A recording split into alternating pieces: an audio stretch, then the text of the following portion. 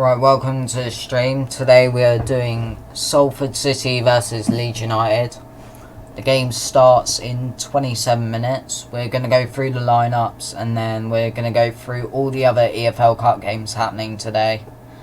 And then I'm not sure what else we're going to do before the game. But if you're new to the channel, you want to see more Salford and Leeds live commentaries, hit the subscribe button. I'm not sure how many Salford streams I'll do. I'll definitely do more Leeds streams though. But Josh Taylor says Leeds to win 4-1. And he said he's going to the ground, so enjoy the game. Hopefully Leeds win. But I'm not sure. I think they'll win. But I'll give my prediction when the lineups come out.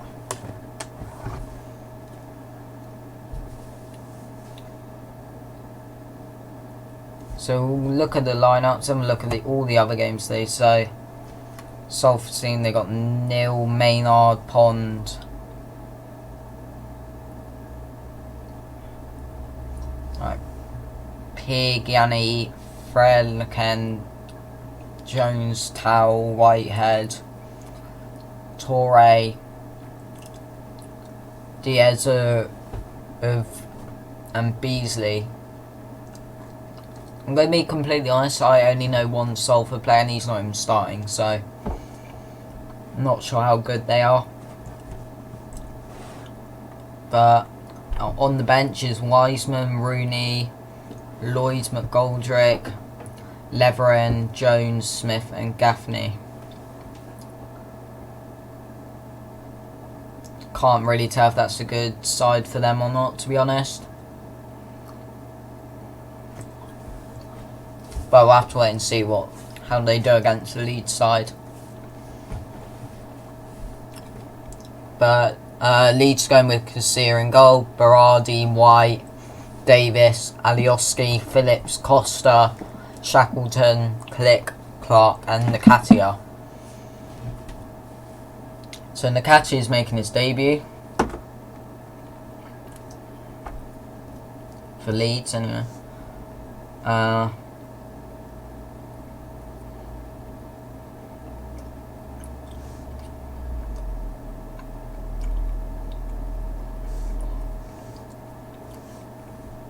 On the bench, Bamford, Dallas, Harrison, Mirzet, Gotts, McCallum, Bogas. I'm not sure how to pronounce that. The Leeds team is so good. Yeah, it looks like a pretty strong side. They'll probably easily win this like 3-0.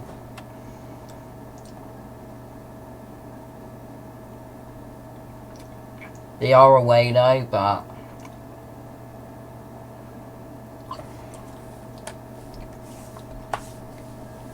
I'm just going to say 3-0.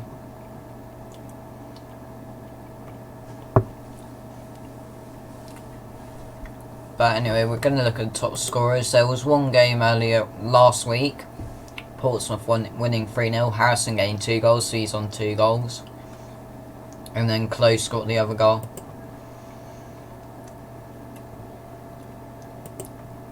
But now we're going to look at every other fixture today. And then I'm not sure what we'll do, so we literally have every I'm not sure. Alright, let's look.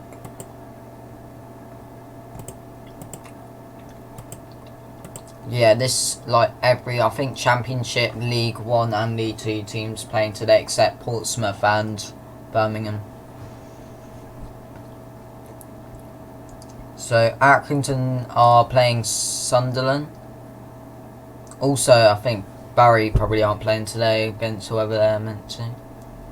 Yeah, Sheffield Wednesday v Barry's been postponed. So apart from them, for every other team's playing today, I think. Unless there's another game postponed. But Accrington v Sunderland. So 2 League 1 teams. Barnsley are playing Carlisle. Blackburn playing Oldham. Blackpool playing Macclesfield. Bradford playing Preston. Grimsby playing Doncaster. Huddersfield playing Lincoln, Mansfield playing Morecambe, Middlesbrough playing Crewe, Nottingham Forest playing Fleetwood, Port Vale playing Burton, Rochdale playing Bolton.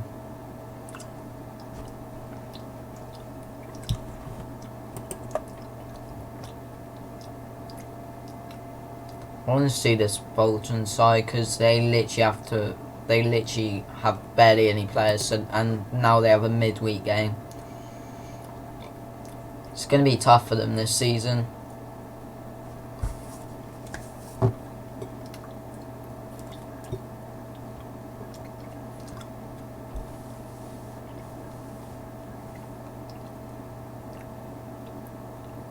So there's a few championship teams in those group of fixtures.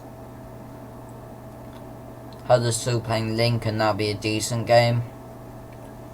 And then Barnsley v Carlisle, Blackburn v Oldham, Bradford v Preston, Middlesbrough v Crewe, Nottingham Forest v Fleetwood. So there's some decent games. Haven't seen any all championship games yet. We'll see if there is any. But then we got Leeds Salford, or the other way round, Salford v Leeds, Scunthorpe v Derby. Then Sheffield Wednesday v Barry's been postponed. And then Shrewsbury v Rotherham, Tranmere v Hull, Wigan v Stokes. That's the first championship fixture. Then Wimbledon playing MK Dons. Isn't that a rivalry? Right? Or is it another team? Wait.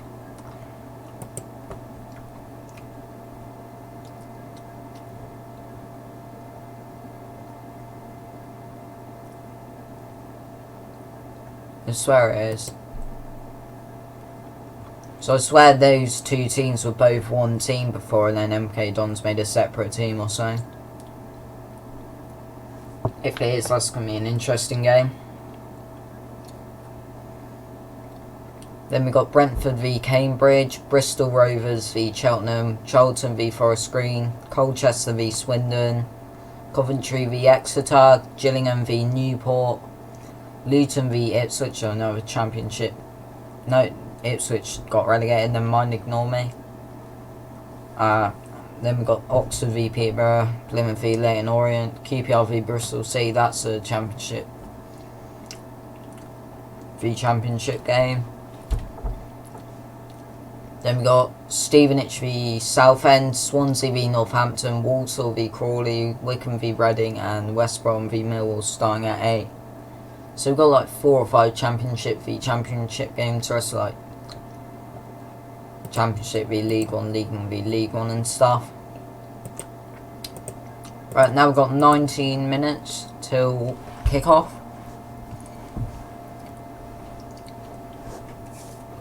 Got 6 people in there. If you are new to the channel and you want to see more Salford or Leeds commentaries, we're going to probably do loads of Leeds games in the future. So if we go on Leeds quickly, if we go on August, we'll most likely do Leeds v Brentford on, is that Wednesday? Yeah, Wednesday next week we'll do Leeds v Brentford most likely. And then we might do Barnsley v Leeds on 15th September. Then maybe Leeds v Derby as well. We're not too sure. I'm not too sure. It depends what other games are on at that time. So we've got like 2 or 3 Leeds games in.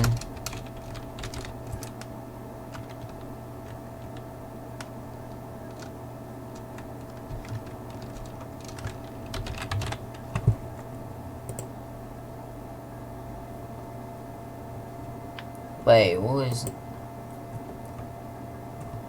Wait, let me go on. Right. I think there's something mucked up with this. I can't even check Salford's games for some reason. Hang on a minute. Where are they? Alright, there we go. I may have spelt it wrong, I'm not too sure, but unless there's a Are all... Wait, I think there is championship games that day. If there isn't, then I may do that, but I'm not sure. But it doesn't know I'm going to do much more Salford games. I could do an EFL trophy thing, potentially. Because that is like the international break week, isn't it? So I may do that. I'm not sure. If there's no other games, I could do Salford versus Grimsby. I'm not too sure though.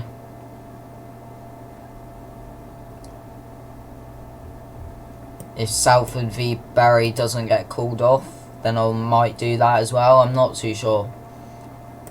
It depends what other games are on, but I'll definitely try and do another Salford game this season. I'll try and do as much Leeds games as possible. But we have to wait and see what other games are on at the time. But 15 minutes till kickoff. I'll go back on the lineups just so if you missed them you can see them here. We'll scroll down to the subs as soon as it hits 7:30. Unless it's in the next 5 seconds, then we'll give it another 20 seconds.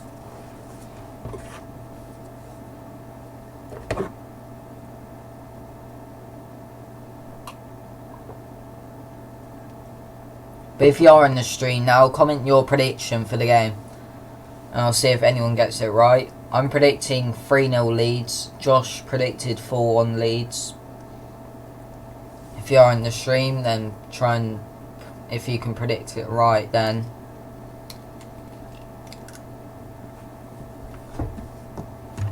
I mean, I don't know. But see if anyone can get it right.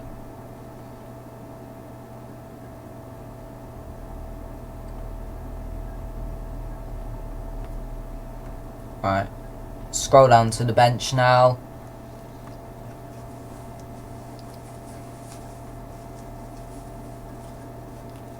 Also comment who you think will win the EFL Cup. I'm not sure. I don't think Man City will win it again. I think it'll be another team.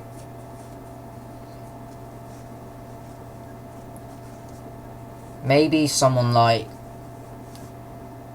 Arsenal will win it this year, I don't know.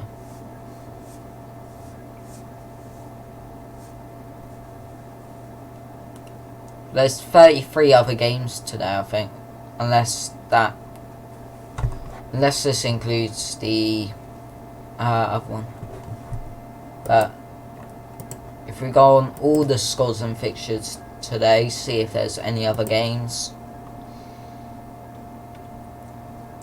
So there's a few Champions League qualifiers happening at the moment. Second leg, so there's a few teams that could get knocked out. Yeah, Ajax could be getting knocked out. Celtic could as well. Then we have Europa League games here.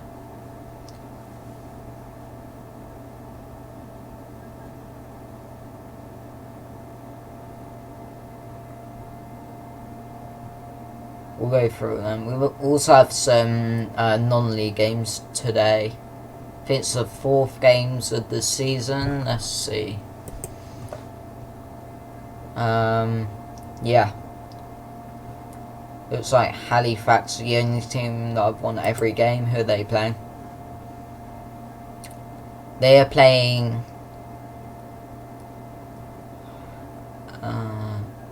Wrexham. I swear they're second.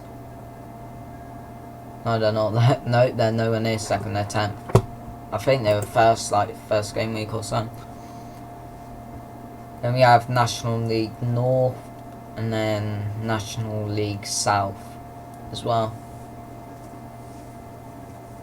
Then we have FA Cup qualifiers as well. See if any of these teams can get into the first round.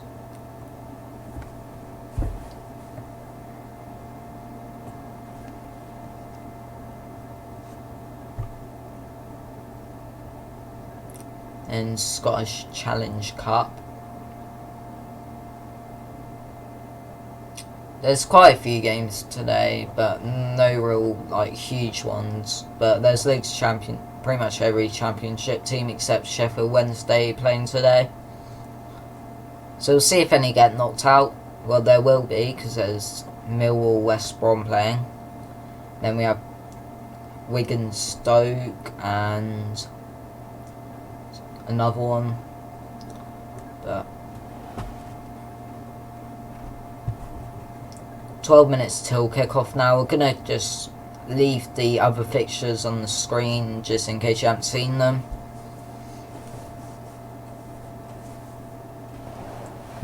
And then once it's 1:45, we'll put on the commentary, and then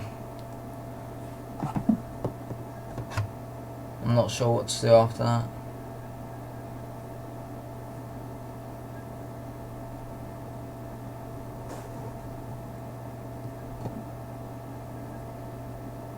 But we've got 12 people on there. Comment your predictions in the chat, see if anyone can get it right. And if you are new and want to see more Salford or Leeds streams, then hit the subscribe button. So I'll be doing quite a few throughout the season. Especially if any of these teams get into the playoffs. Leeds most likely could, unless they get automatic promotion, and Salford could as well. We'll scroll it down there, and then we'll scroll it down to the last few in a minute. I want to see how did Salford do on the weekend. I'm not sure. I don't think they won. I think they like lost or something. I'll just check.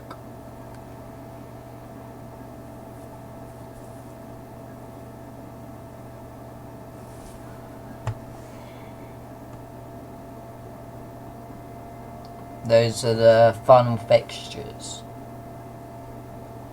Whilst they're on there, I'll check.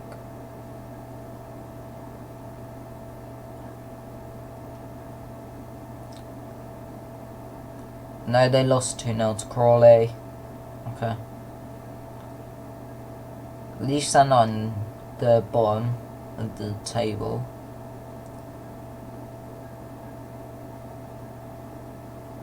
They're in the top half still.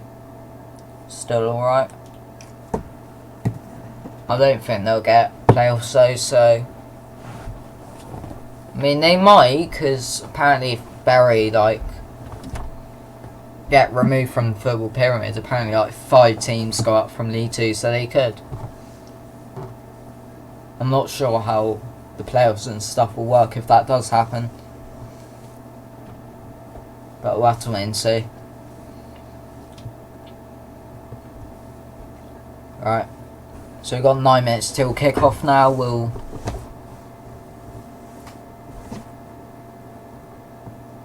I'm not sure what to do.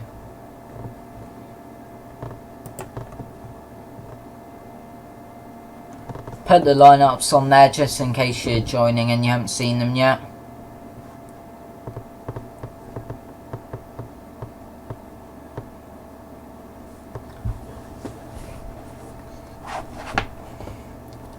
It's a very good Leeds team though. They'll most likely win this. Nakati is making his first appearance, I think. And then there's the subs as well.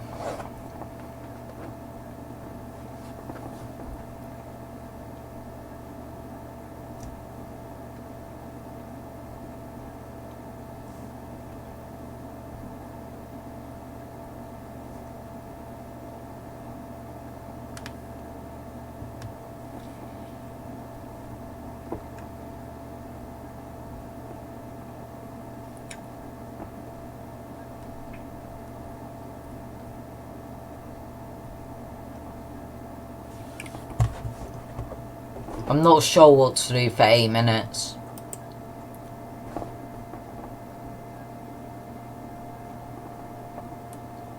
I might stream the Super Cup tomorrow because my football training that I was on about got cancelled, so I'll be here for the football Super Cup tomorrow. I'm not sure If I'll stream it though, because it is UEFA, I'm pretty sure.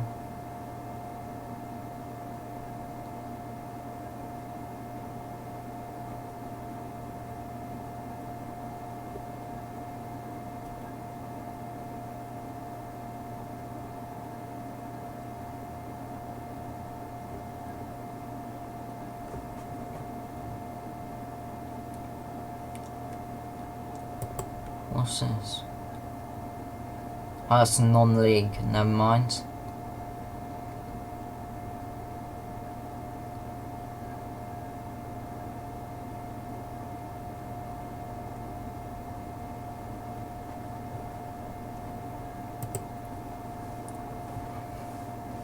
Don't know what to do. We've only got 5 minutes to wait, then I'll put on the commentary. Let's just go on here quickly, see if it's ready. It may show other games I could do. No, it won't. Shows UEFA games. Yeah, it is UEFA, so I might not do it. It's the only problem I have with it. Otherwise I would. So commentary's set up now. It shouldn't like stop. Even if the thing, if the bet thing, bet 365 resets.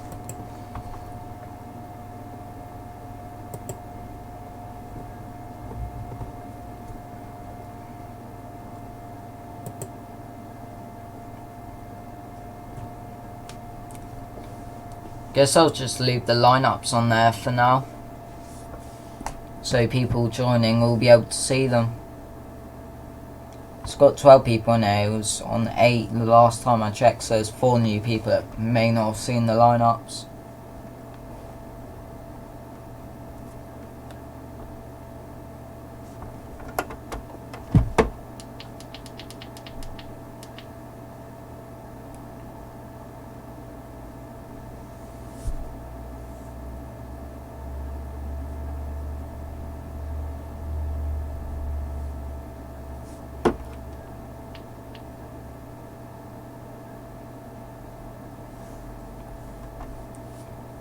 Why is my thing so loud as well? Let me turn that down.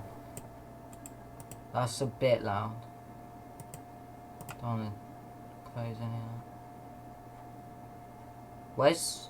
There it is. I couldn't even see it for a sec.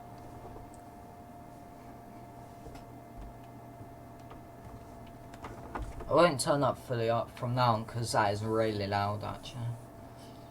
Probably hear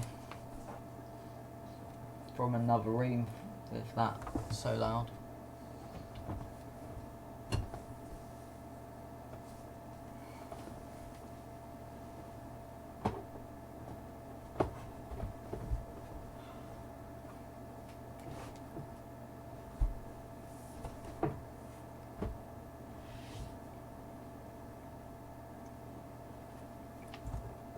I'll just keep moving it up and down every 30 seconds because there's actually nothing else to do while we wait for the game to start.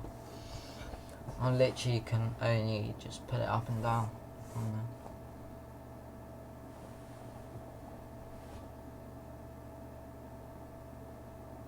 I need to get a nightbot as well. I was going to do that for this stream but I completely forgot. I'll try and sort it out for tomorrow.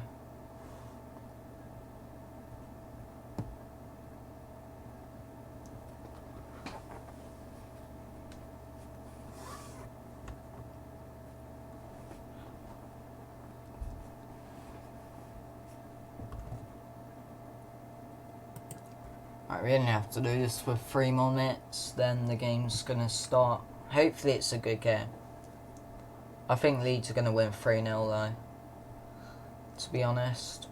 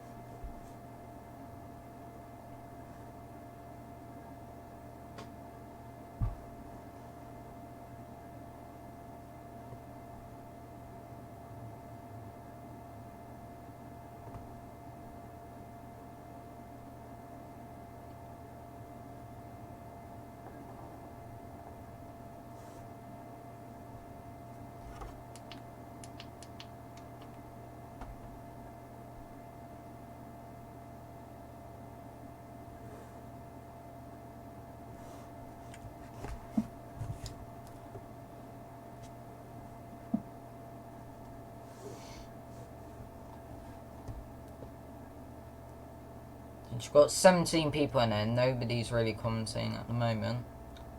Hopefully throughout the game we'll get some comments. Last Leeds stream I did, we reached like 250 people, which is like the third most I've ever had. So hopefully we get the same today. But there's a few like other channels doing it, like some guy with 200k subs, he's probably gonna get loads of views as well. That's fine. We'll go through, because we only have 1 minute till kickoff, we'll go through all the other games this week that I'm gonna be streaming. So today, Leeds v Salford. Tomorrow I could do Liverpool Chelsea, I haven't decided yet. I probably will. And then Thursday I'm not going to do a stream. Friday I'm going to do Huddersfield v Fulham. Saturday we'll do Arsenal Burnley, then Southampton Liverpool, I think. Maybe someone else like Everton Watford, I'm not sure yet. And then Man City Tottenham in the evening. And then Sunday we'll do Sheffield United Crystal Palace and Chelsea Leicester. But it's 1:45 now, the game should start any second now.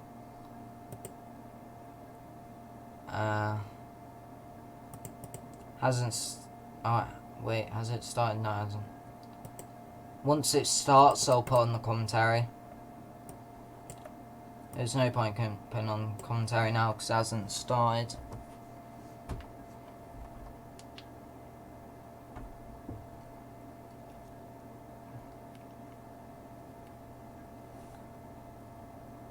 Macaulay Cole says it started. I'll refresh the page just in case it's doing some like glitch. Oh, it has started. I'll put on the commentary now. Welcome to the stream, Danny, as well. But I'm going to put on the commentary. Hopefully you enjoy the game, and I'll be back at half time, I guess. Away strip of grey with pink trim. Modern day kits. Growing on me ever so slightly. Salford in their traditional red and white, and the first appearance they'll ever make in the Carabao Cup, EFL Cup. Of course, it's the first time they're a Football League team this year. In League 2, Graham Alexander's men, and a massive night for the club. And it always adds a bit of spice that they're playing a team that, of course, are rivals with Manchester United, who a number of their board are ex-Manchester United players at Salford, like Gary Neville, David Beckham, Nicky Butt, Phil Neville and co. Myself, Tom Hill, John Hogan doing the game, and it promises to be an interesting night. Leeds have made 7 changes, John. Salford have made the 4, but it's not like a Leeds of, I guess, the last 6-7 years. When they're making these changes, it's now full of vibrant youngsters, including new loan signing Eddie Nketiah up front from Arsenal. His debut, Helder Costa's first start for the club. And, I mean, it's just typical that Salford, if they have to draw a team, it would have been Leeds, someone they could actually have a bit of spice with. Yeah, maybe it could be interesting. I think that I suspect that Leeds will win comfortably. I think what's happened in recent seasons is that, you know, you get your first 11 and all the resource pours into that. But I think what Bielsa does is everybody who's in that first team squad now is fit as anything. You know, obviously the lads who've come on loan like Nketiah may not be, and they play the same style. So the Leeds United first team are going to play like the Leeds United first team played at the weekend that drew 1-1 with Forest, which is front foot football, exhausting football, and you know, and I think with all these young kids, yes, they're young, but they were playing them last year and some the year before.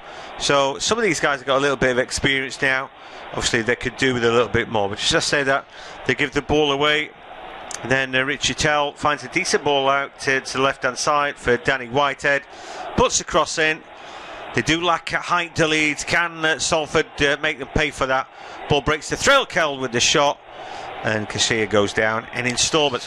One thing that Leeds suffer against is teams who've got height. Forest threw on a load of big lads the weekend, and that's what got them their goal essentially. Leeds can't cope with that. Ben White's only just 6 foot. I don't know how big Leif Davis is, but I think if I was Salford, I'd be going an aerial route tonight. Crafty play from Salford, by the way. That was Number 25, Joey Jones, he was running back towards his own goal and he grabbed a hold of Helder Costa's shirt to then enable him to give himself more leverage to fall to the floor. The referee didn't see that little pull on Costa's shirt and gave the free kick against Costa, and now he's just beaten Costa, who's slipped on the surface, and Jones is going to come forward, and Calvin Phillips is sidestepped, and it's really poor from Phillips. Gave the ball away a minute or two ago as well, and here is Jack Clark on the right hand side, and Leeds' formation will be fluid. Clark can play left, as can Costa. Costa can play traditionally on the right, but Clark started on the right, Costa started on the left, perhaps just a way of trying to confuse Salford, because they've never started that way around or featured that way around this season.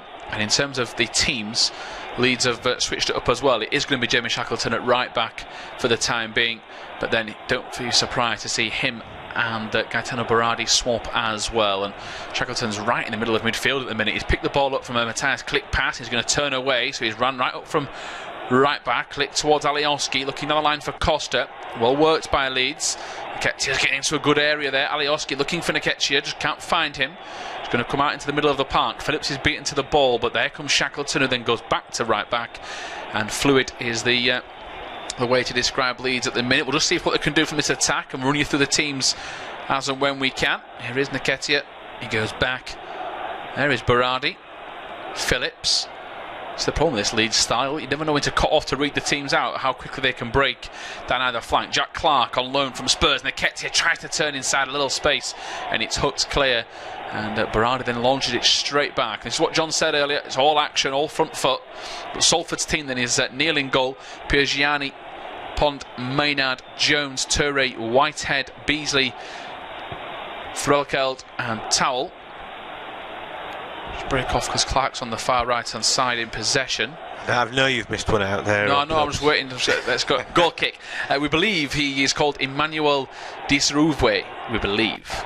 You were looking forward to that one, weren't you? A little bit. Now I can get. That's out of the way. Sir Alex Ferguson is in attendance, by the way, alongside Nicky Butts. Dennis Law by the side of him. Wow. Yeah, Paul Robinson in front of him. So Leeds' team is Casilla, Berardi, White, Davis, Alioski, Costa, Shackleton, Phillips, Klick, Nketiah and Clark. Salford have started pretty well. Done all right. Yeah, they have. They look, when they were coming out of the tunnel, I said to Tom that it's like dads against lads, and Leeds were the lads, and they're like this small team coming out against blokes. You know, they're a big team. I think they've got to be in their division, you know, big and solid, competitive like that, and that's going to be a challenge for this diminutive Leeds team, really.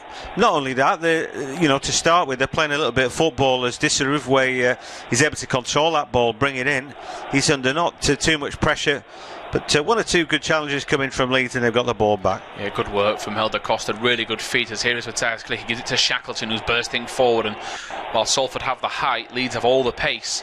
As here is Jack Clark, trying to dribble his way through the Salford defence, back onto his left foot, lays the ball off to Klick, who's going to try and pick a pass, goes underneath the studs, and into Phillips, who tries to thread the ball through into Nketiah, just puts too much spin on it, and there is Leif Davis wrestling up front. He wins a free kick. So he's at the back. He wins a free kick off Disaruvwe. And here is Alioski charging forward onto his right foot. Now he goes back onto his left, and he's trying to find space. That leads number 10, recovering from a knee injury in pre-season, and he'll be a man that will play a number of games. Might not start them all, but an invaluable member of the squad at left back, left midfield. He tries to go to Costa. Good work from Costa, who you can see technically very, very gifted. As there is Nketiah. Good little run from him to just try and force Salford onto the back foot. It's out to Calvin Phillips, who fancies a strike, and it clears the stand in the Peninsula Stadium. Not normally where Calvin Phillips finds himself, but right smile on his face. He loves playing in this formation under Marcelo Bielsa. It was worth a strike, John, from where he was. Nobody was up front because Nketiah had dropped deep. Yeah, maybe it was, maybe it wasn't. It wasn't a good shot. I thought Calvin Phillips was great against Forest. I thought his long-range passing was really good.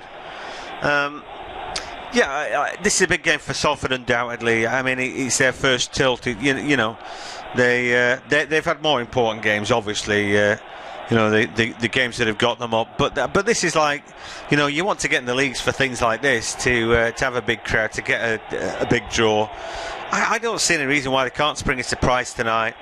Like we said, Leeds are easy on the eye and they're good going forward, but for all the reasons I mentioned, that they're a small team. They could be done physically, they could be done aerially. If Salford can just somehow hang on to it, then you never know.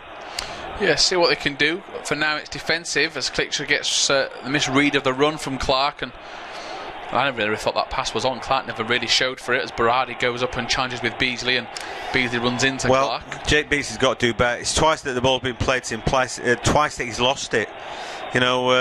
He was playing not too far away from Leeds last season at Bradford Park Avenue. He's on the right now. Got a lot of goals as well for them. 21 in 43 at the Avenue, but taller order this season for him. Yeah, it's better from him there. As John mentioned, first 2 bits of possession, giving it away. Here's Richie Towell, a real shrewd signing for Salford, and that's played at a higher level. And here the ball comes in. It is into Beasley. He spins Ben White, who got too tight. It's now out towards Threlkeld, who swings in the cross. It's underneath Casilla, and Casilla will have his work cut out tonight when he challenges with Di Saravwe. But for now, he was too far behind, and I think it was crafty play from Gaetano Berardi. He just blocked off the striker. No real obstruction, just dug his heels in, made sure he was hard to pass. And here is Matthias Klick again. Well, Richie Towell, you mentioned, he's actually played Champions League football with Dundalk, so obviously, but it's still something to say, isn't it? I think he started off his career at Celtic. He might have been only one game or something, but some of these guys have started at the big clubs and then working their way back into the league. It's difficult, isn't it? People progress at different stages, but so far I think Salford have made a pretty good start. Yeah, he made his name, I guess, in recent years at Rotherham, didn't he? 2 back-to-back loan spells after being at Brighton, as John said. 1 game for Celtic, Hibs, Dundalk, Brighton, Rotherham, and now at Salford. So still only 28, and got a lot of quality to that midfield. He's got to get back here though and help out his team as Costa comes forward for Leeds into Nketiah, works the 1-2, a heavy touch from Costa. I don't think he was maybe caught in 2 minds, maybe try to prod it into Klick, but maybe try to bring it under control as well. And it's a packed Peninsula Stadium for the areas they can actually seat tonight as Clark cuts to the byline, swings in across, only far as Phillips, and this is pretty tiring for Salford. We're already 10 minutes in, it's absolutely flown by this game. Not about you, John, but I think it's gone quick as Nketiah tries to get on the end of an Alioski cross, but there is Neil to pick up the pieces.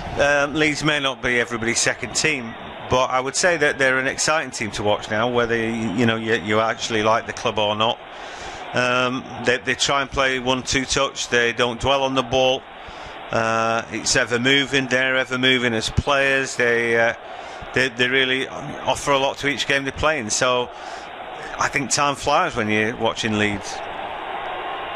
Early stages of the game in the EFL Cup between Salford and Leeds United. Still 0-0 and really not many chances to speak of, but Leeds dominating possession as expected, just short of 70%. We believe to see them in control. Salford have pushed forward on occasions. Richie Towell trying his best down the right. Beasley trying to hold up play, but so far unsuccessful. The only real effort we've had is Calvin Phillips' long range shot that went over the top of the stand behind the goal at Peninsula Stadium. But Salford doing their best, but Leeds all the action so far coming from their players. It's whether Salford can keep up with the pace. 0-0. Good interception there by Leif Davis, comes across and sorts it out. Graham Alexander out on the touchline, the Salford manager, Salford City of course, and really it's a fairly small stadium and all that, but nice tight ground, looks fairly full, so there'll be about 4,500 in it. Fair sized Leeds contingent. I was looking online, John, today. They were pretty much within a 5-mile radius, no one allowed to park anywhere near the ground. All the streets around the ground off limits. So Leeds United, Leeds Police, Manchester Police, Leeds and Salford try to tell everybody, please sort yourselves out because we can't help you, because they're not used to this many people turning up, and it's obviously all pedestrian. So it's an issue going forward if Salford are going to rise through the leagues. They can't have teams of the following of Leeds United being able to come all that way. Real estate, Salford used to be fairly cheap until, of course, BBC decided to moor down at the quays. So, yeah, that's tough, isn't it? Certainly is. The ball comes out to Towell. Right footed strike. Cleared off the line by Jack Clark. Might not have been going in, but Clark was still in a good position. I think Leeds have conceded yet another corner, and good play from Jack Clark. The now Spurs man on loan, £11 million deal Leeds sold him for. It was cleared across to Salford, who then headed it back towards Towell, and a right-footed volley. And Leeds taking no chances there. I haven't seen a replay of the shot from behind the goal. I think it out for like a throw-in, in fact. Yeah, it looked like it might have been on target, but anyway, now the long throw for Towell. Yeah, it's going to be hanging in the air to the near post, headed away by Ben White, only as far as Matthias Click. Now comes Shackleton over the top. Clark whips the clearance away. Nketiah's got pace and he's going to try and put them under pressure, and he forces a clearance downfield, and Ben White with a assured header forward, and Leeds will now regroup defensively. A long ball down the line, and that's going to be all the way over the top. It was from Piagiani and Kiko Casilla. But a very good Leeds following is what you always expect nowadays. Well, for the last 25 years, really, isn't it? And they've turned up in their numbers. Salford, likewise. Of course, they've been part of 2 documentaries now. Salford. And now in the Football League, as Phillips tries to pick a pass, and he goes out to Nketiah, who's trying to turn inside, and he's done so, and he looks pretty strong and confident on the ball. Phillips spins it across the wet surface to Alioski, who then goes back to Phillips. They don't really make much ground, and now the duo work another pass. Alioski out to the left. Costa inside to Shackleton. Shackleton's now going to run into the box, and he's got pace. He's very small as well. He's got low centre of gravity, Jamie Shackleton. Allows him to get into some tight areas. Alioski to the far post looking for Clark. It's going to be cleared away. And it's a touch of the left foot of Ibu Toure, who I did have his arm a lot to say as if it wasn't hit. He'd not touched it, but it was clear. There is Phillips. He's just taking their time. He's going to have a lot of this. Me and John have seen plenty of Leeds in the last 12-18 months. As here comes Phillips. Phillips strikes low and hard, straight down the throats of Neil. And perhaps it is the best chance I've had for Leeds. I just don't know if it was going to go on target. Easy for Chris Neil. Saw Carlo Nash before kick-off, who's the goalkeeping coach. Yeah, he been a decent keeper in his time and had a really long career as well. I went to college at Salford, and at the time of the most densely populated square mile in Europe, and that makes a little bit of sense about what you said about the parking. Space at a premium, as Davis gives the ball away, and a real opportunity there, but that's smart work. Berardi. Yeah, Berardi reading the danger, coming across and dealing with it. Yeah, Leeds wanted a free kick there. Costa continuing to challenge with Joey Jones, number 25. He's getting into his head a little bit. Just crafty lower league sort of play, pulling the shirt, make sure Costa's put off, and Costa is a higher league player, expects those to be pulled up, and he's pulled to one side and nothing given. Well, Salford have got a decent rugby side. Where do they play? Sure, they could have AJ Bell. What's that? AJ Bell Stadium. Is that a bit bigger, or? Yeah, a little bit bigger. It's a lovely stadium. It's the ex-Sale ground. Oh, right, I see, yeah. So it was where I was thinking they would probably have to play if they went on their merry way through the leagues. 12,000 capacity, so be perfect for Salford in terms of as they're rising through the leagues. But just we'll have to try and find out how far away they are, to be honest, because well, that would make a bit of sense, wouldn't it? I think they could go all the way out to Eccles or something like that to find a ground, but as long as you didn't have to travel too far.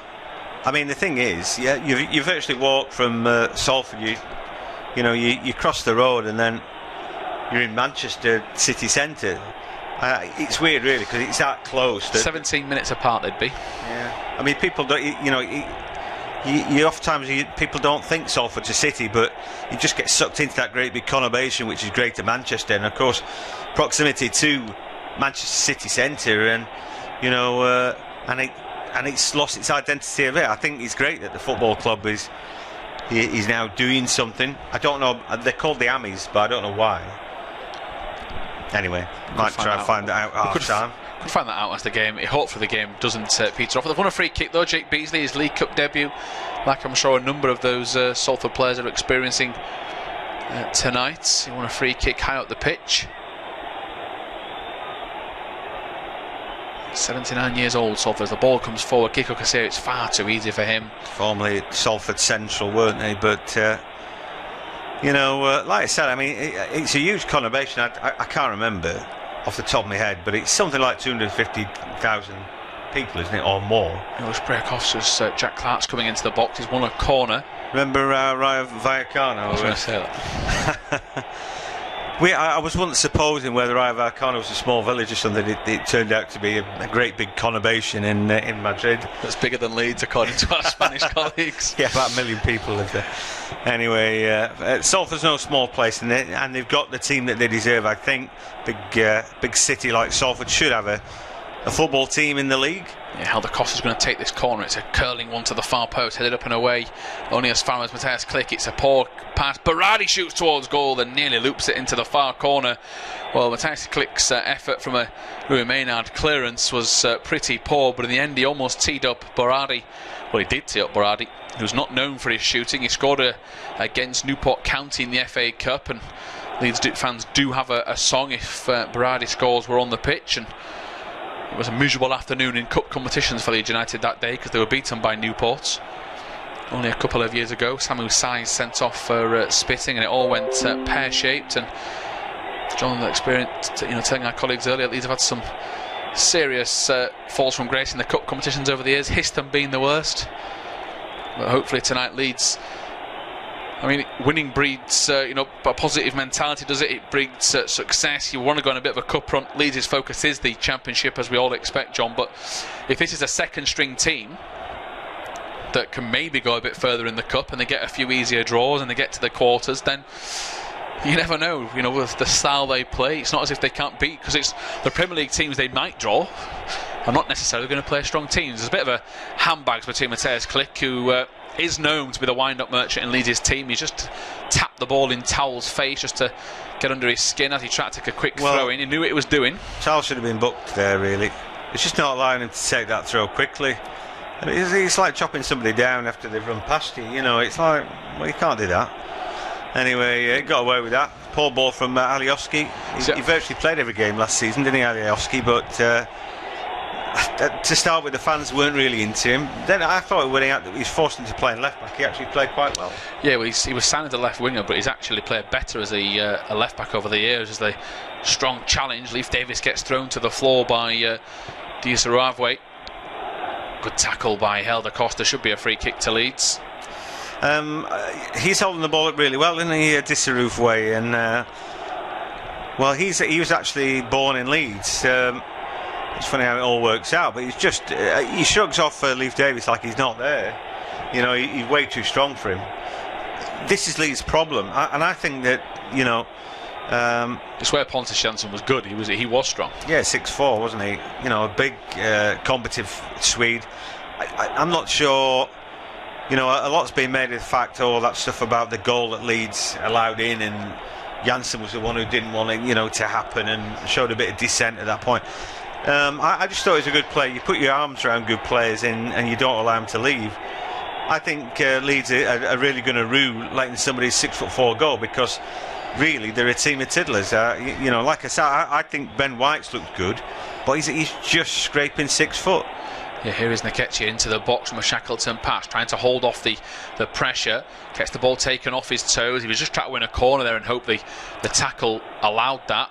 Header up in the air as Towell's bursting. Calvin Phillips has not got the pace to keep up with Richie Towell, and now into a decent position, cuts the ball back to Beasley, who strikes. Good save from Kiko Garcia. What a move though from Salford.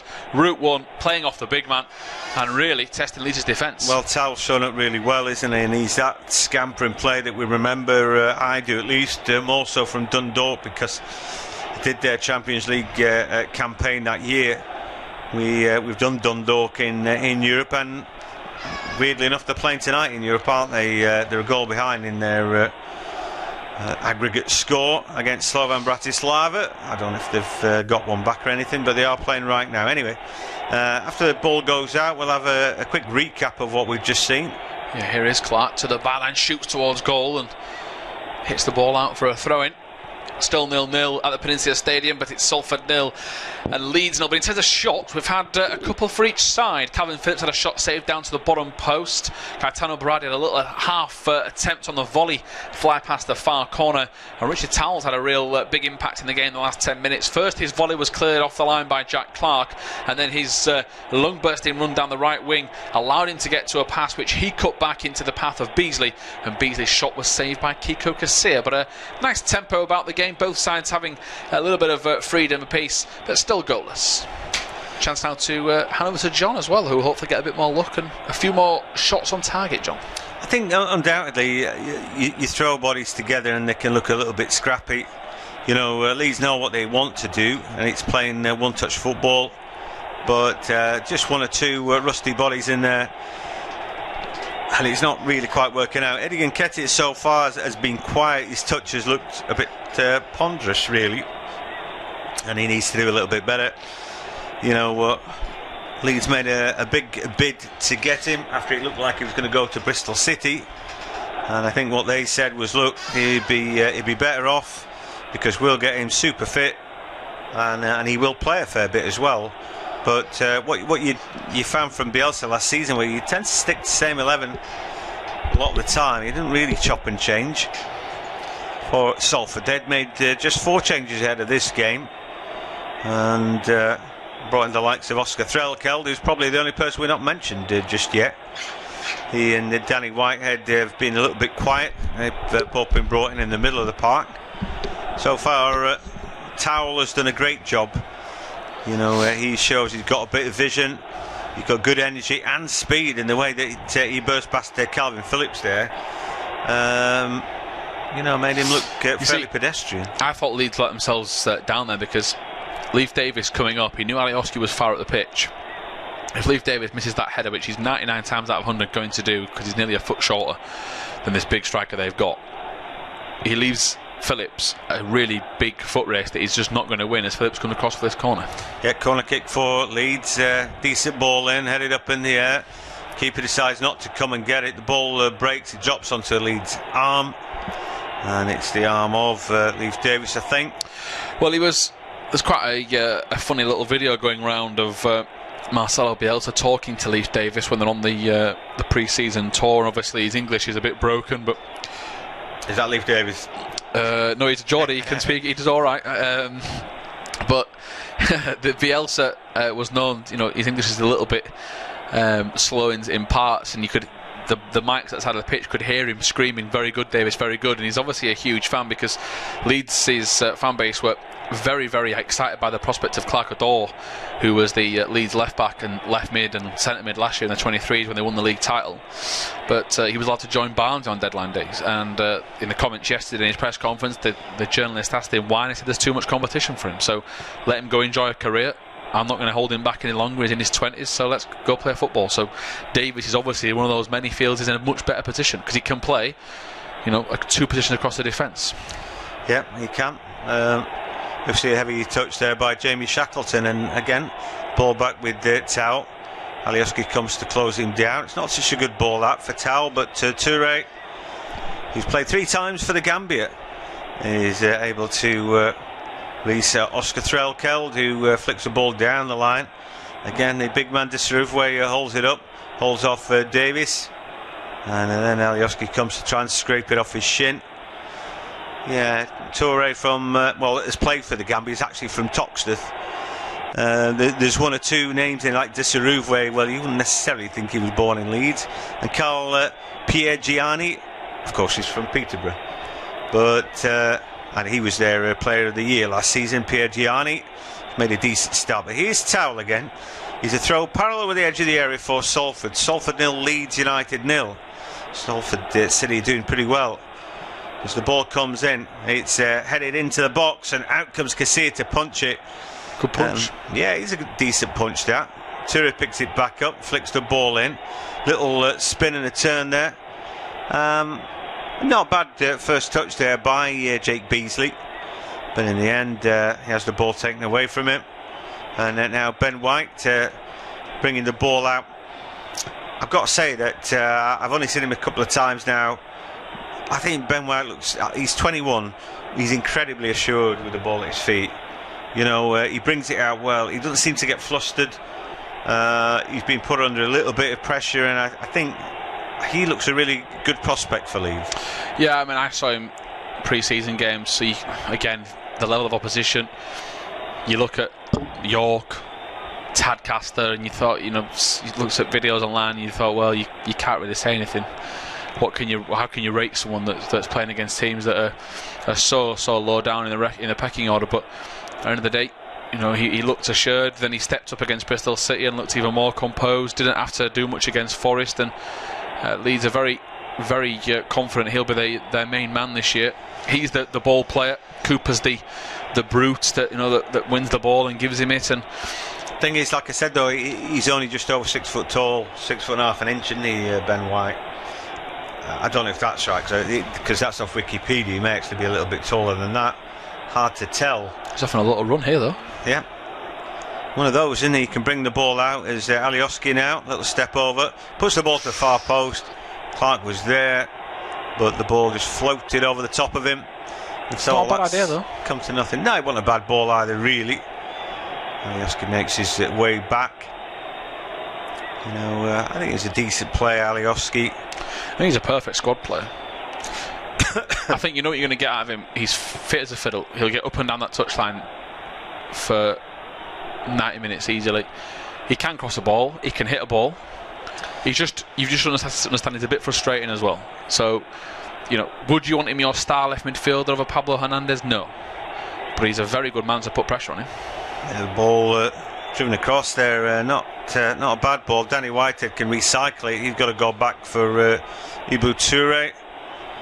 And the Scouser lays it further back to Pierre Gianni. Good ball into the box. Beasley rises for it, but he's second best this time.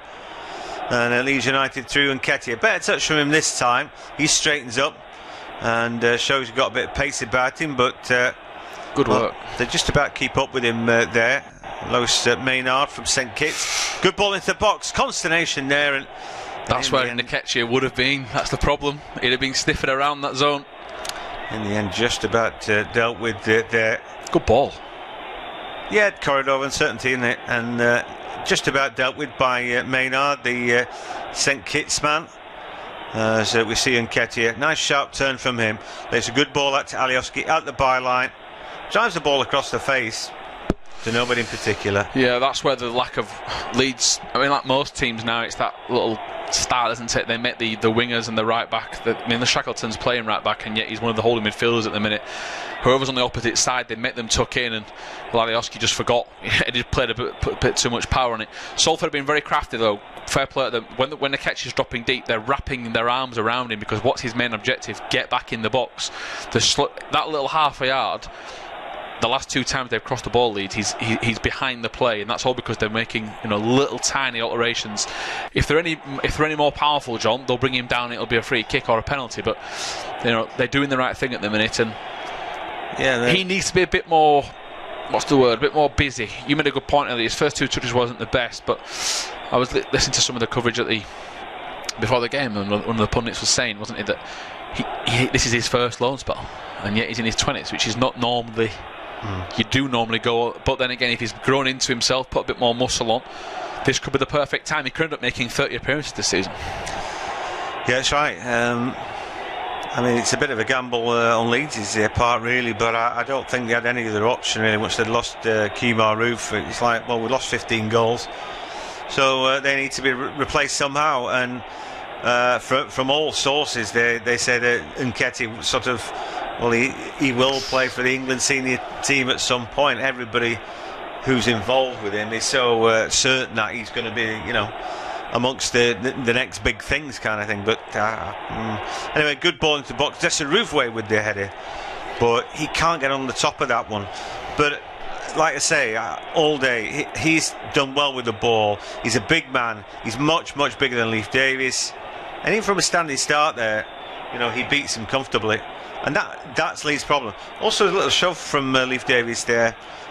Maybe made enough readjustment there to put him off his stride. On another day, that could be somebody else's penalty kick. Probably didn't do enough, But he's not trying to win the ball, is he? Because he knows he can't. That's the problem. You know, physics tell you you can't out jump someone that's that much taller than you. As Costa comes flying across and gets nudged to the floor. Costa had already overran it. That's why he's not complained. But now Costa's on his favoured side, the right cutting in. I think that for me, they need to sort that problem out at centre back. And the other thing is that Gaetano Berardi is somebody else that they throw in at centre back who's not, because he ain't quite big enough. No. Oftentimes he's carded or gives away penalties because he likes to compete like nobody's business. He's he's brave as they come, but he can't quite back it up with his physicality, and and that's a big problem, I think, for Leeds. He's just done it now. Well, there we go. Beasley too big and strong for him. Berardi the skipper, but it's like constantly tilting at windmills. He's like, now he looks like he's going to be marking Disaruvwe, and that's a mismatch, isn't it? But who is going to pick him up? Beasley's not small. When you look at Beasley, he's a big old lad up there. Jake Beasley, no, he's a proper striker, isn't he? But he's smaller than Disaruvwe. There's only one Ben White there. Calvin Phillips would have to drop back in. It's a small team, this Leeds United team. Anyway, well, it's a terrible ball in that doesn't beat the first man. The ball headed back in. Click tries to clear it. Alioski gets the ball ahead of Maynard, and then he looks like he was brought down. Tell's trying to stop it, but now Shackleton runs away, running toward goal. Runs down a blind alley, and that was great covering by the Salford boys. I think he got a little bit scared. He had 4 red shirts from a different angle all coming at him at full pelt, and he probably thought, well, I'm going to get smashed here, and he just took his eye off it and gave the ball away. But I think it's a decent game. I'm surprised how many minutes has gone. 35. I feel like we've been sat here 10-15. Yeah, it's quite exciting. Like we said, it's the mismatches that make it exciting. Is Berardi's trying to shield that ball back. Beasley hooks a leg around him. Ooh, again, I think this physicality at Salford is really their strong suit, and they know it. They're playing into it. I think it's part of their team selection again today to throw Beasley, and he didn't play at the weekend in their defeat at the hands of Crawley. Just would break off though as Leeds break into the box, but then Jack Clark can't find a decent out ball. In midfield, there's a little battle, but this time Davis wins the ball away from Disaruvwe, who tries to win it back. The two tangle. It's a good battle, that, isn't it? It is, and Leeds are. Any smart team are going to make Leeds slow these free kicks down. They don't want to take them quickly. They've got pace. Perhaps the only time we've seen Leeds outpace is Phillips versus Towell. That's a winger against a holding midfielder. It's not the end of the world or a surprise. They've got to slow Leeds down, and Leeds are going to try and quicken up as Phillips goes for goal, straight on the throat, and Neil punches it over. He's had 3 goals, John. Third time lucky was the best one. Yeah, a bit better that, wasn't it? And good play by Leeds. Shackleton got the ball out of his feet. Phillips with the curling effort, and Chris Neil had to readjust there. That ball had swerve and dip on it, so it's a good save in the end. And a corner kick for Leeds United. I wouldn't expect too much out of this, but you never know. They can get the delivery right. And the ball comes in, and up go the heads. A defensive header from Nathan Pondo, and I think it's going to have to be inch perfect. Alioski scraped his foot on that ball before it went out. He's given away a throw-in. He knows. Just too eager to win the ball there, wasn't he? But in the end, he free kick taken, or somebody's taken too quickly, the throw or whatever. So I think he's taken the right position. Ridiculous. Anyway, Jones takes that. He's another big one. Joey Jones had a strong start to the game. Long ball forward, and again, yeah, Mr. Casual, Ben White, he looked like there's a spot of bother there, and he just steps up and deals with it. Yeah, he looks like he's got an old head and young shoulders. Here come the Leeds then with Costa. Not been over impressed with him just yet. White steps up again. Decent ball out to Alioski, who drills the ball into midfield for Calvin Phillips. And then he finds the ball out to right hand side. Shackleton, then Costa. And then Shackleton. And Salford just holding their lines. Alioski, I think, had gone for a strike that's blocked away by Towell. No chance of squeezing that one through. Probably the right thing to do, though. Mad keen to take the throw. Takes off his colleague Alioski. Desperate to be involved, and then he gives the ball away. It's a poor ball that, picked out by Maynard. And a long ball from Jones out from the back. Good jump from Berardi. Yeah, decent defensive effort that. He's leaping against a much taller man, but he wins the day there. And the ball breaks out left hand side. Now with the Click, who is looking for the give and go, gets Alioski involved. Ball breaks the edge of the air for Clark. Goes for a strike, it's pushed away. It's almost down in installments. The keeper seemed to see that really late. Took a deflection, I think, John. Yeah, Beasley there holds the ball up, and now Danny Whitehead can make some progress. Forced back though by Calvin Phillips to Pierre Gianni. Percentage ball down the line, and in the end, Disaruvwe does really well, getting goal side of Berardi. He probably should have just punted that ball before he got to him. Yeah, I see the Clark effort. I definitely thought it took a nick off somebody. Dipped out of nowhere, did that shot. He'd not put that dip on that ball. No, I think through the sea bodies as well. So although he saw it late, he got across and did well. Jack Clark sort of stepping out to that left hand side. Anyway, it's a free kick now for Salford.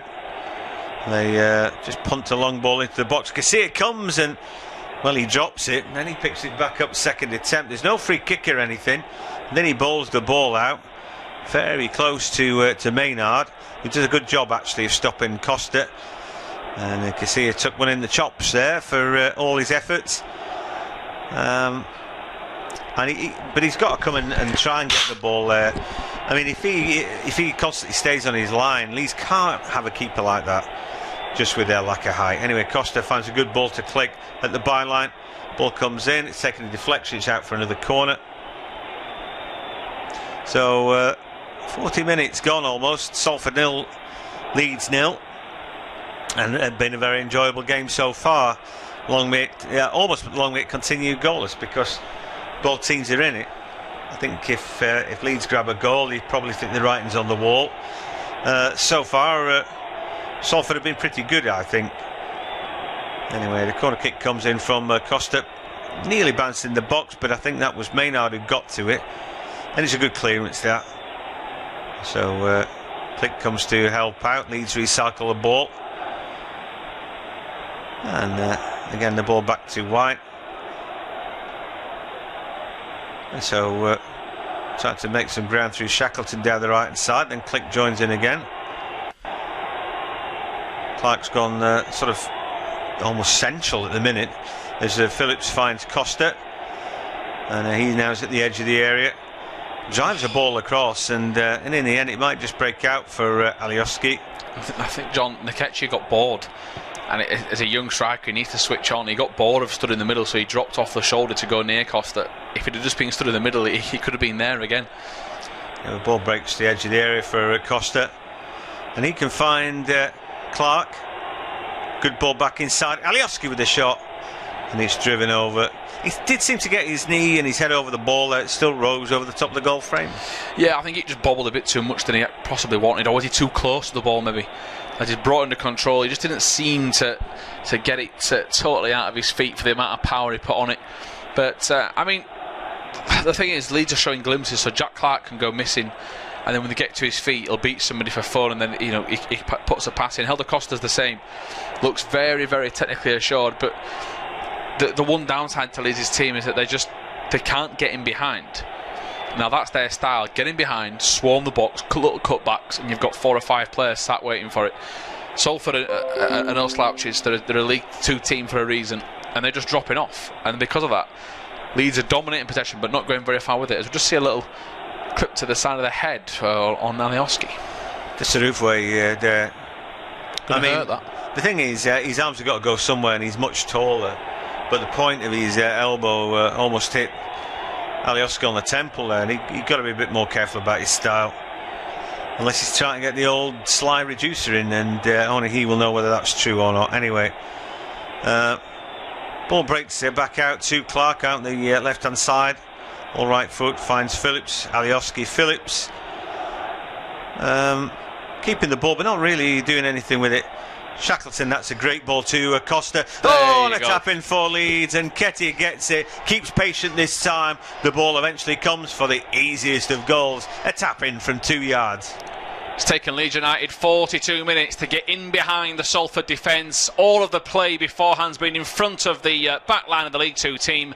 The one time they get in, and it's 1-0. A peach of a pass down the line towards Helder Costa, and his pace gets Edin Akechi into a good zone, and the on-loan Arsenal man in the position he needs to be, like all good strikers should, in between the two centre-backs, and he taps in from close range. It's just the sort of goal Leeds need to give themselves some confidence, not only in the EFL Cup but in the Championship, and Leeds lead just before half-time by a single goal to nil. Just said to you, can't get in behind. No, that's it. I tell you what, from Shackleton looking up and Costa being alive, I honestly don't think that Toure did that much wrong there, the left wing back. I think he's got Costa, and then he's just beaten by speed of thought. He decided to run that way first, and that gave him the advantage. It's a inch perfect ball from Shackleton, and you know, having watched him a few times now, I think his passing is pretty good. You know, I sort of warmed to him. First time I saw him, I thought, oh, here we go, indeterminate ball. You know, water carrier in the middle of the park, who. You know, likes to get involved, doesn't mind the tackle and all that, but he's limited. But he's actually a little bit better than that, and that pass showed what he's about. And for Nketiah, you know, I think Leeds are a team who create a load of chances. At some point in the season, if Bamford goes cold or you know, stops putting the percentages in, then Nketiah may be the man. Here comes Click now. Tries to bend one, but he's asking a lot of himself there, and I think even Roberto Carlos on his best day couldn't have put that one in the back of the net. No, has to take some spin. I mean, do you know what? It's not too far away, but he just doesn't. I mean, I think he's been pretty poor. Some of his touches have been slightly sloppy. There's a lot of Leeds fans of the day that were saying that, and then you look at the second half stats, and no man made more interceptions or more passes in the final third than him, and he's got the assist for Hernandez. Tremendous turnaround at Leeds. To say they shipped him out on loan to Holland without giving him a chance, and then when he came back in pre-season, everyone thought he'd be the first man out the door, and then he ends up being the engine room in Bielsa's midfield. I think you've got to look at the stats for him. A ball across the box in, and opportunities. The shot comes in, big deflection from Danny Whitehead's chance there, left foot drive, and seemed to flick off ahead of a defender there, maybe of Calvin Phillips, not sure. No, in fact came off Ben White. Anyway, a real response. I think with Click is that he doesn't seem to do much, but you actually look at the stats, he will come up with a number of goals in a season as well. Yeah. You know, it's all that, but you have to take it over a season. Sometimes he looks vaguely unpromising, but you know, I think he does a lot of unseen work. Anyway, Whitehead with a ball in, and the header there for Pierre Gianni.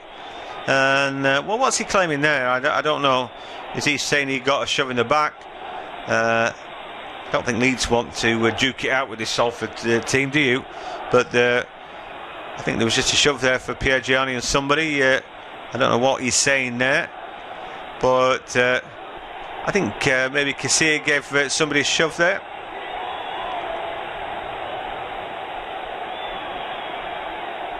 There's nothing in the Casilla incident. Yeah, looking for this. Well, do you know what I think it's all about? I think Pierre Gianni is adamant it's a corner. Yeah. And he doesn't get it. He complains, and then Casilla complains of something else.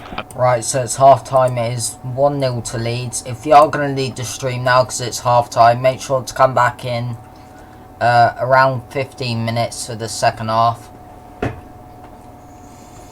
But what we're going to do now is we're going to look at the match stats. We're going to look at all the other half-time scores in every other EFL Cup game, and then we'll look at the player stats and ratings for both sides. So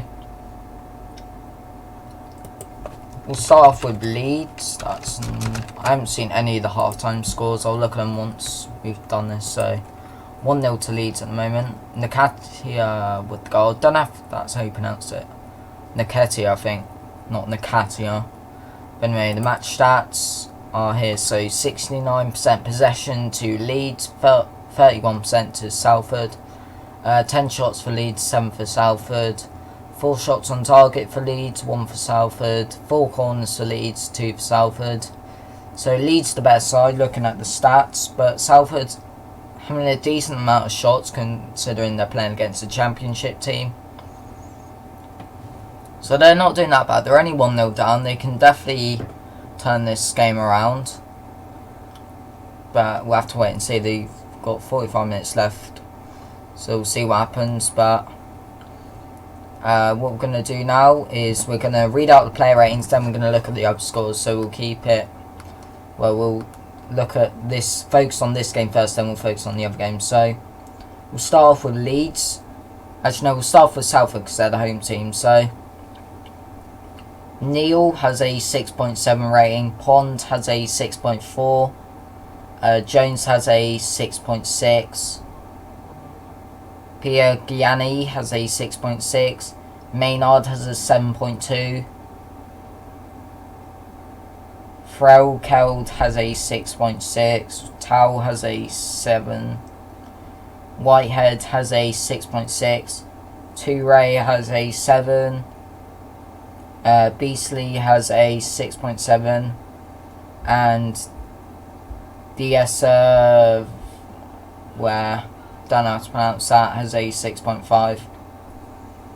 So best player is Maynard with a 7.2, which is actually decent considering they're losing.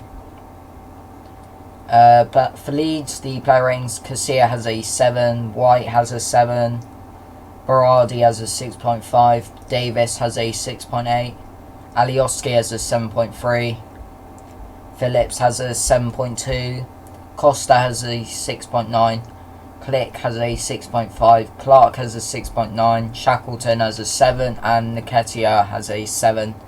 So Alioski at the moment the best player on the pitch. Nketiah with the goal. Christian says what's the score? The score is 1-0 to Leeds. It's half time at the moment. We'll start the commentary in around 15 minutes when the second half begins.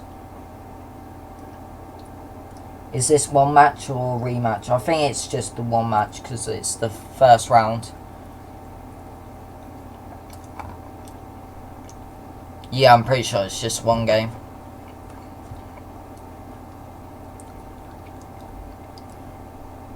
But Salford have got a very hard draw, so...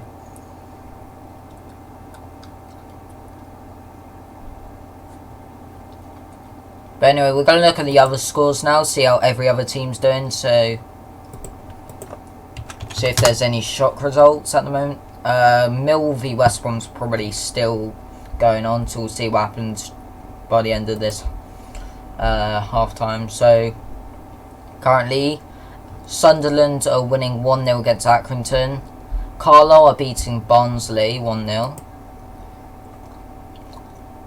See Barnsley's lineup. Okay, Barnsley aren't playing like... They're playing like a backup side, so that's fair enough. But surely they should still be beating the League 2 side when they're in the Championship. Same with Oldham have been Blackburn.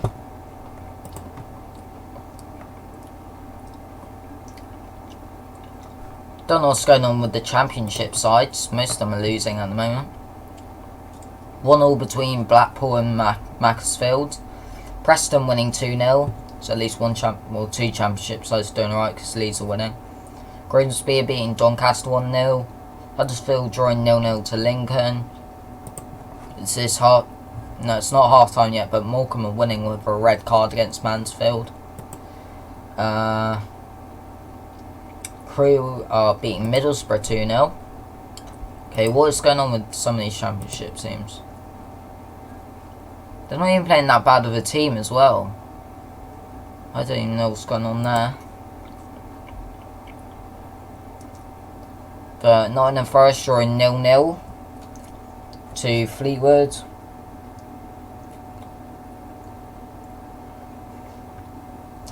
Burton winning 1-0. Rochdale drawing 1-0 to Bolton. Derby drawing to Scunthorpe. Rotherham 3-0 up, and Hull are also 3-0 up. Stoke winning 1-0. Wimbledon drawing 1-1 to MK Dons. Cambridge winning 1-0. Bristol Rovers winning 1-0. Charlton drawing 0-0. Colchester drawing 0-0 to Swindon. Coventry 3-0 up against Exeter. Gillingham 1-0 up against Newport. Luton 2-0 up against Ipswich. Oxford drawing 0-0 to Peterborough. Plymouth drawing 0-0 to Leyton Orient. QPR drawing 2-2 to Bristol City. That looks like a good game. Yeah, loads of shots in that game. See what full-time score in that game is. But Stevenage winning 1-0 against Southend. Swansea drawing 0-0 against Northampton. No. Did I say Swansea winning? I don't know. But it's 0-0 between Swansea and Northampton. Crawley winning 1-0 against Walsall. Wickham drawing 0-0 against Reading. And it's at the moment 1-0 between West Brom and Millwall. Charlie Austin with his first goal for West Brom, I'm pretty sure. But it's at the moment 1-0 to Leeds. Comment your full-time predictions. I predicted 3-0 at the start of the game. We'll see if anyone can get the score prediction right. I'm going to stick with 3-0. Just so I can see if I can get my prediction correct.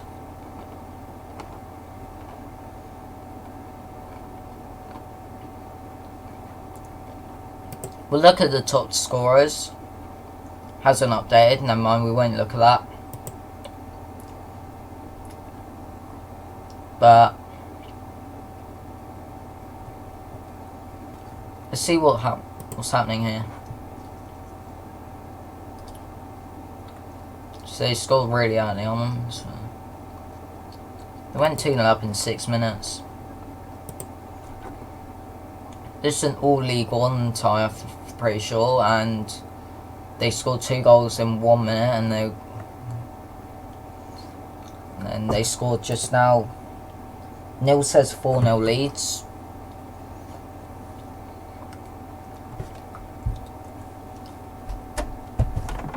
Not sure if you'll score 3 goals in the second half, but you could do. I'm just going to go 3-0.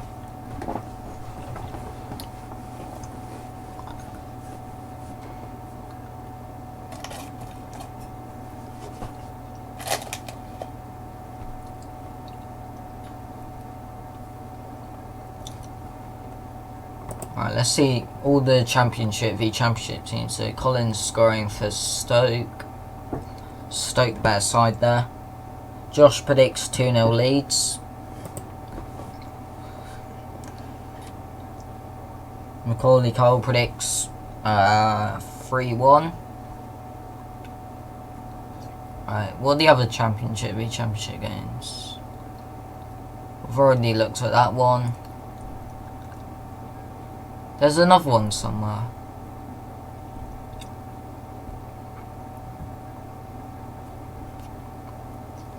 Let's go from the top. So Sunderland, McNulty scoring.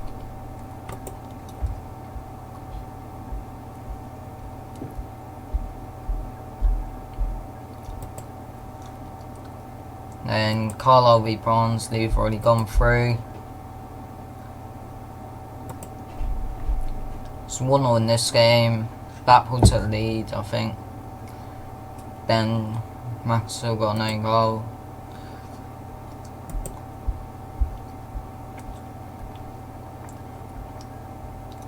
Preston comfortably beating Bradford at the moment. Leeds are all over Salford, yeah. They have had a couple shots though, Salford. They've had like 6 or 7, I think. But let's just look.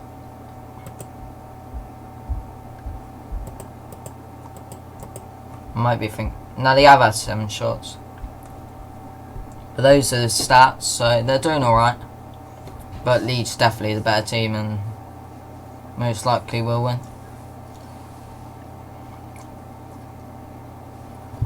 If this game ends up as a draw, it goes to penalties.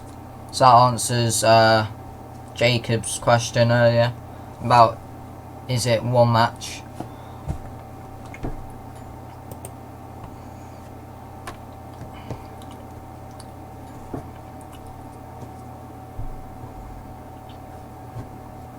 But when's this game going to be played, if it is going to be played? Honestly, I don't know, because Barry just haven't played a single game this season. Round 2 is probably going to be in like either start of September or something. No, it won't be start of September, like end of August or middle of September. And they haven't even got a team. Second half starting already.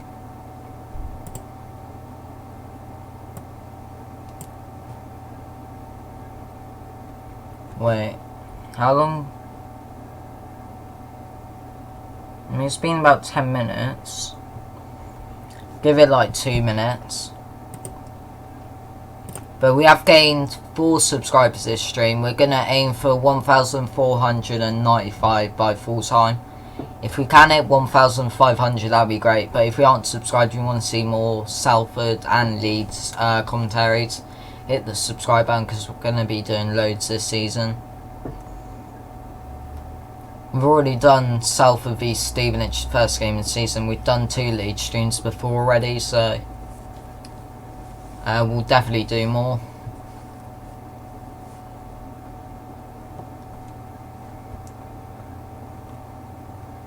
So we're waiting for 1,500. But Marco, thank you for subscribing. Shout out to you. Also, I'll shout you out if you subscribe and your name appears here. So at the end of the game, if you subscribe now, it should pop up there, and then I'll shout you out.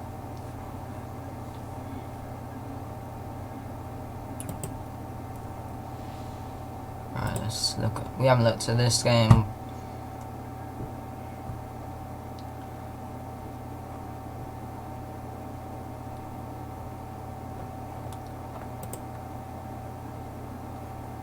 Let's just focus on like championship teams. So Charlton drawing 0-0. Let's look at the stats. I mean, yeah, Charlton look like the better side.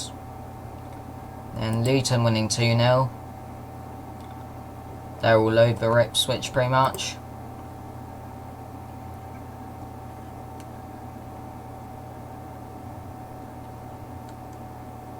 What team do you spy support? Man City? I subbed last Leeds match. Was that the weekend one, I think? Leeds v Nottingham Forest, I think. Yeah, because we got like...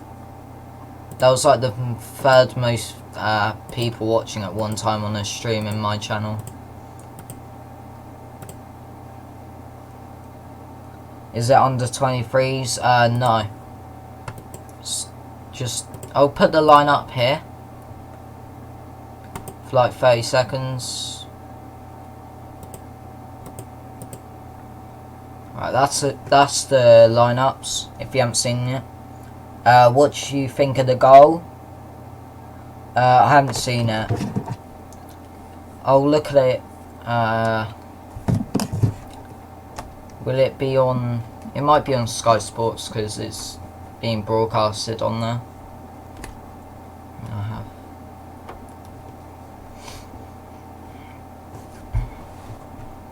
I'll move down to subs as well, just in case you haven't seen them. I'll look at the goal now if it's on there, because...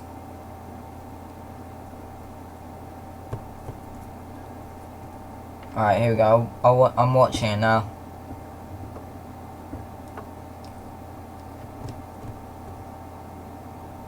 Obviously there's an ad, so I can't even see it.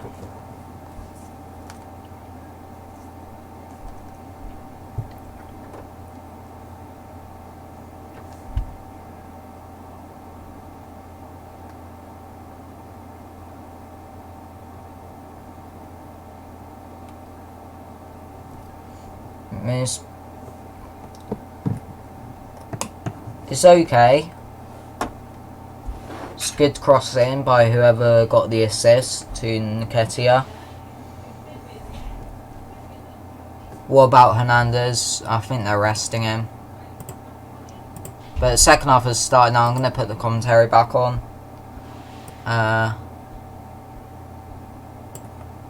And if you are new, subscribe to the channel, just like Tyler Hickling 3 minutes ago. So thank you for subscribing. Shout out to you. If you are new, well, I already said that, but enjoy the second half. And we're now 3 subs away from 1,495. Jones, Toure, Whitehead, Threlkeld, Towell, Diaz-Ravwe and Beasley. Leeds are Casilla, Berardi, White, Davis, Alioski, Phillips, Shackleton, Costa, Click, Clark and Nketiah. Leeds have got some defending to do. Keeper Kiko Casilla has rolled up his sleeves rather high for this free kick. Salford might fancy themselves for a cross, which they do. It is towards Piergiani. Ball comes into the box, it's headed clear, and now here comes Edin Nketiah, who's running at the Salford defence. It's a 2-on-1 in Salford's favour, and he makes it even more favourable by kicking it straight at the defence. Myself, Tom Hill, and John Hogan covering the game. We both continue to talk about how quickly we thought the first half had gone. Leeds were playing some lovely football. Salford were plucky, they were determined, they were courageous, and could have scored if Beasley would have had a better connection with that shot he had in the first half. So, more of the same? I think so. I think it's a shame for the game that Leeds scored first and it wasn't Salford. And you know, I thought they were probably good value to grab a goal in that first half. Not nick a goal, grab a goal. I thought that they played pretty well. They played to their strengths, used the height advantage that they've got. And in Towell, I don't know. I mean, he might be the best midfielder on the park today. You know, he's playing very well. So, yeah, no reason to think that they maybe can't grab an equaliser and properly get back into the game. Leeds, again, they are a sort of machine, aren't they? And they get on the ball, they grind, and they keep on coming forward. And you know, maybe Salford in second half will be even less able to cope with that. So we'll see. Yeah, it's very nicely poised, this game. It's Salford's first ever game in the League Cup. It's a bit of a banana skin for Leeds because there's a lot of attention around Salford with their ownership. They've been on documentaries. Listen, it's a banana skin in that respect, isn't it? Yeah, these games are, but I don't think the Leeds fans would mind if they went out at this stage. You know, I honestly it's think it's more the fact it's to Salford that have got that Manchester United connection, and it'd be rammed down their throats. But it's so much like there's bigger fish to fry this season. Yeah, I think they'd be happy to go out the next round, if I'm honest. With it being Man United board, ex-players, with the fact that it'd be never ending, there'd be another documentary on the fact that they beat Leeds. Yeah, I think it's a nothing sideshow. That I honestly don't think that matters that much. You know, and for Leeds in their rivalry with Manchester United, well, I always think you've got to be in the same division to properly rival somebody.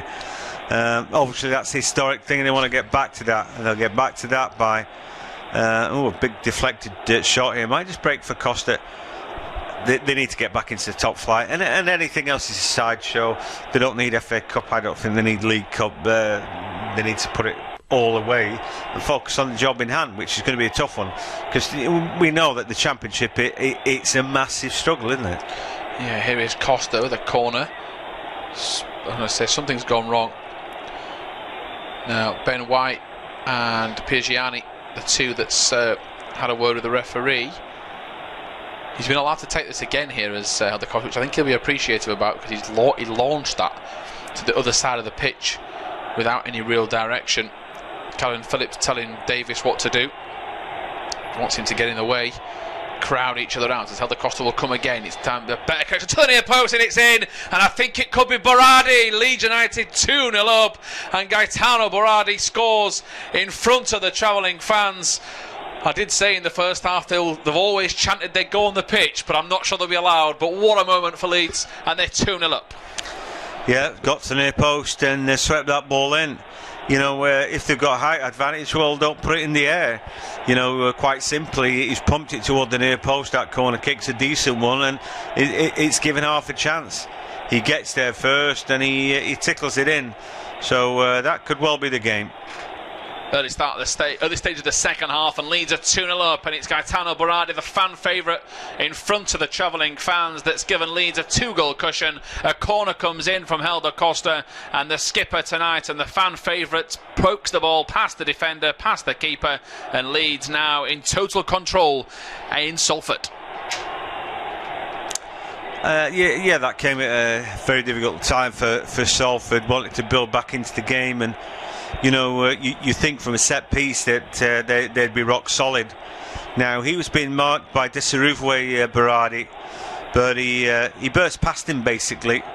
But not only that, they've got a man then who's trying to protect the near post, and clearly he's caught ball watching. It's not just a ball coming toward you; it's what's coming from behind you, and sometimes you need that peripheral vision.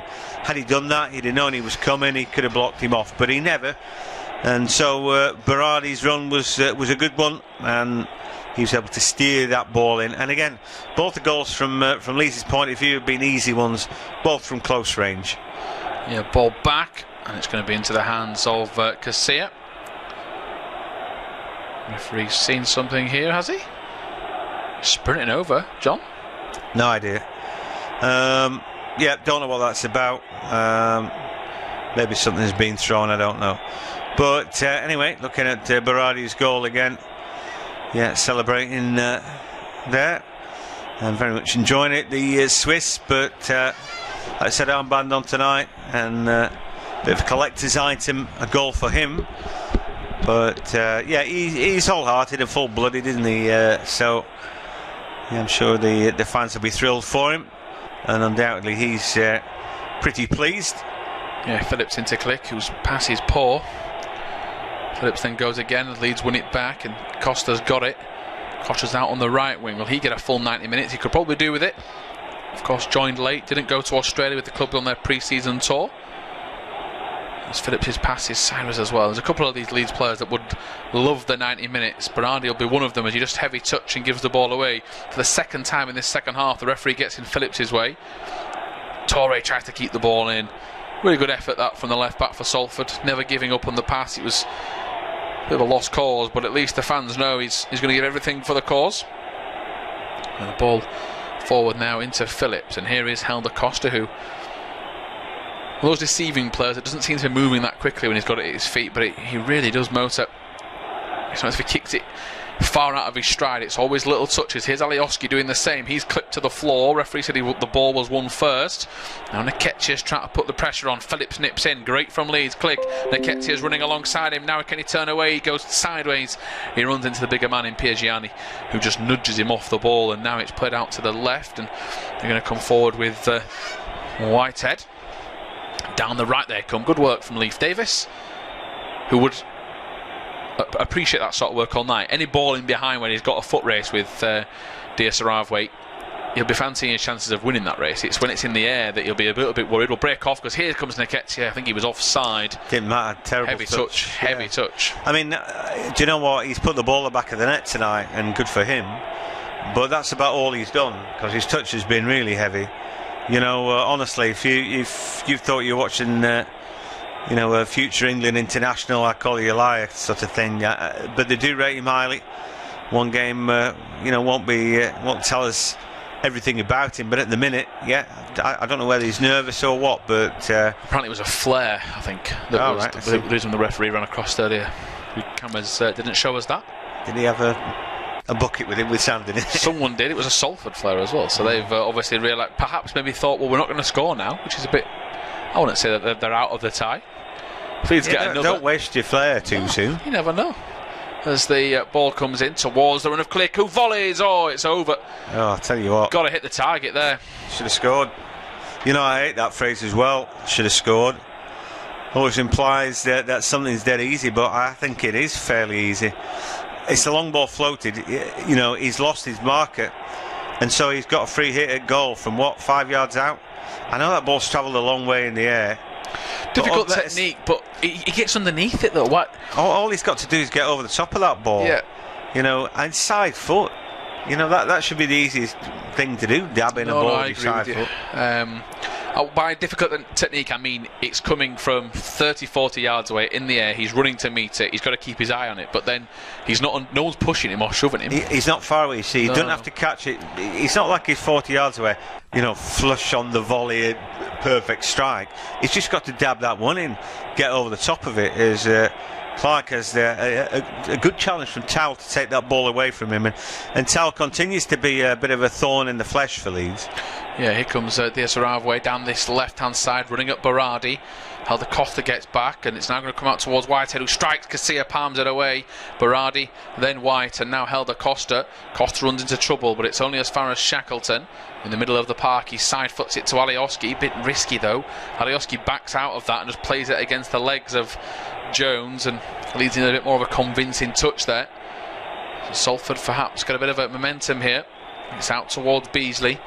Turns and gives it back to Jones, prods it forward. Phillips gets caught a little bit by Towell, and it's now worked out towards the left for Torre. He swings in the cross, it's headed back by Whitehead. Leeds still can't get a touch to this. There's Piagiani, he's back to Whitehead. This is great from Salford. Strike comes in, Casilla saves again, down to his right hand side, and Whitehead for the second time in succession has a really good shot towards goal. You know what, this Salford team look alright, don't they? I think they've got a lot going for them, and you know what, Graham Alexander may be a good manager, but imagine this bunch with Bielsa as boss. They'd fire through this division, wouldn't they? I like the look of them, and I think Towell looks like the best midfielder on the park today. Yeah, been impressed as Costa comes across, gets a block to that corner. Leeds are going to just take their time, and again I told you Matthias Klick was the man that all opposition fans hate. The ball hit him and he just kicks it sideways and makes Salford come get it, and it's what everyone else does to the good teams, frustrates them, gets them out of their rhythm. Salford take the corner to the far post. Good work. I think it's Leif Davis. No, Shackleton, in fact. Probably the smallest man on the park that went towards that. Leeds clear down the line. Matthias Klick's got a foot race here, and he's going to win it ahead of it's actually the Threlcold that's got to the ball. Flick strikes into the back of the net. It's an absolute beauty, and a minute or so after missing the volley from close range, he scores the hardest goal of the night, having to chase onto the pass, take a touch and finish, and Matthias Klick makes it 3-0 to Leeds. Well, he doesn't do it the easy way, does he? But you know what, he showed a fair bit of pace there, didn't he? And then he's got that in his locker. It's that strike from about 20 yards out. We've seen him do that a number of times, and that seems to be his goal. Anyway, that's the game. That should be game, set and match now. Leeds United 3-0 up, and just had Salford had their best part of the second half. Leeds have charged down the touchline to score. Gaetano Berardi kept in a ball that Leeds cleared from a corner. It hung up in the air, and Klick burst onto it. Had Nketiah bursting towards his right hand side, asking for the pass, but Matthias Klick took it in his stride, and he's curled it past Neil in goal. The Poland international taking charge of the midfield. A minute or so before that, had missed an easier chance. He doesn't do things by halves, the number 43. And Leeds now in total control and on their way into the next round. Yeah, a lot of the Salford players have played well tonight, but Oscar Threlkeld there, I felt he should really. It's like he was running in Trika a little bit. Yeah, just too slow, and then I think the other thing is that basically you've got to bring him down. Somehow he had to do something, but he did nothing in the end, and now his team have pretty much lost the tie. That's what I think is quite fascinating about Klick, though, because what he does is he looks tired quite a lot. I saw a comment from a journalist the other day in the middle of the Forest game. It wasn't even half time, and a journalist said, "Looks tired, I'd bring him off." And then he dominated the second half. And I said at the end of the first half, he's made a few bad passes. He just looks like, and then all of a sudden, how many yards did he run there? And how quickly did he run them? I think the thing 70, is, 80? Some people are counting their feet, but then they quickly recover and go again, don't they? And that's just seemingly his style. Maybe he's conserving energy a little bit. He's just plodding and making sure he's not at full speed. As here comes Salford with a free kick. Towell towards the far corner, saved by Casilla, and Towell turns around in frustration. And well, Kiko Casilla did everything he needs to do, get a good palm behind the ball. He covered that near post. He was waiting for it. Comes in and he thumps it clear. Good free kick though. Yes, decent hit, and it forces a save. It's quite comfortable for Kiko Casilla, but Towell should rip up this division if he keeps playing like this. And yeah, they've got a real good playmaker there. They've got some good players, haven't they? And I think that they should be in for a decent season. I don't know if it'd be enough for to get them back up or to get them promoted again, but maybe to bed in and stay in the division is the main or the chief thing to do anyway. It'd be great for them, wouldn't it? It gives them that solid foundation, a bit of money behind. If they can get a cup run in the FA Cup, they've had some decent draws over the years. Alioski's gone down with a head injury here. I think Leeds might have to put this ball out. The referee's going to stop the game anyway. They're 3-0 up, and Gianni Alioski's just challenged somebody on the far side, and he's stayed on the floor. He's holding his head, and the referee just tells the officials they can come on. It's Beasley, the man that's adjudged to have caught him, and yes, a nice elbow to the side of the cheekbone. And it's the second time it's happened to him, and the first time Desaruve, but that's the problem for Alioski when he's defending and pitting himself up against the strikers. Your big centre forward, these guys are 6 what? I mean, they look like they're 6'2", 6'3". Desaruve even been a bit taller. If he's 5'10", then he's walking right into an elbow as he rises up. Crouch used to find this all the time, didn't he? That that he was clobbering people and clattering people, and they had a word with him about his style. Trelkel goes off and Rory Gaffney comes on. I'm not over surprised at that. Gaffney may have been one of those who played against Crawley. I think Trelkel was one of the change. I'm not sure about that. Oscar Trelkel didn't necessarily have a good game though, and I think virtually everybody else has been alright. Joey Jones, the 25, I think looks quite good. Again, we'd like to see a bit more of him.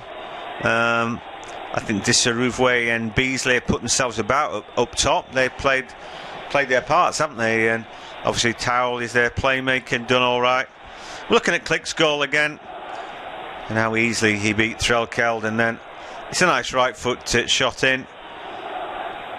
Thing is, one thing if Trelkeld does wrong, once he allows him to take the shot, is don't let him go on his other side. Don't let him go on his stronger foot. I think you either do this: you compete for the ball first time up, make sure you win it, or you clatter him, or you allow him to have the ball so you can make sure you clatter him on his feet. But he didn't do either. He was half-hearted in a 50-50, which he didn't really commit to. Yeah, it was too far away, wasn't it? Yeah. And then his second effort was watching him cut inside him and taking the shot. Now they're batting the ball out as a defender. You've got to do something. Yeah, he'll learn.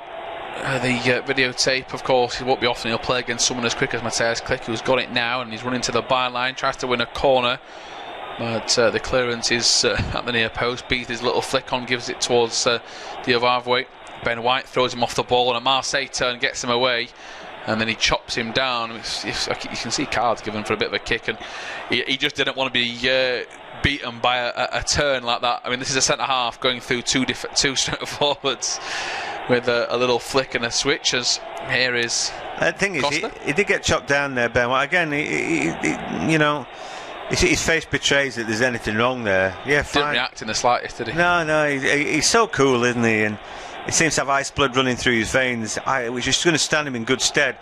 Because don't forget, Leeds throw the fullbacks forward, bang, it's helter-skelter, and at times they have all sorts of bodies throwing themselves at them. The braver teams keep bodies up against Leeds, don't they, and manufacture 3 against 3s, that kind of thing. So he's going to have to be cool this season. He certainly is. They've won a free kick in the middle of the park. They're trying to take it quickly, but no one was interested.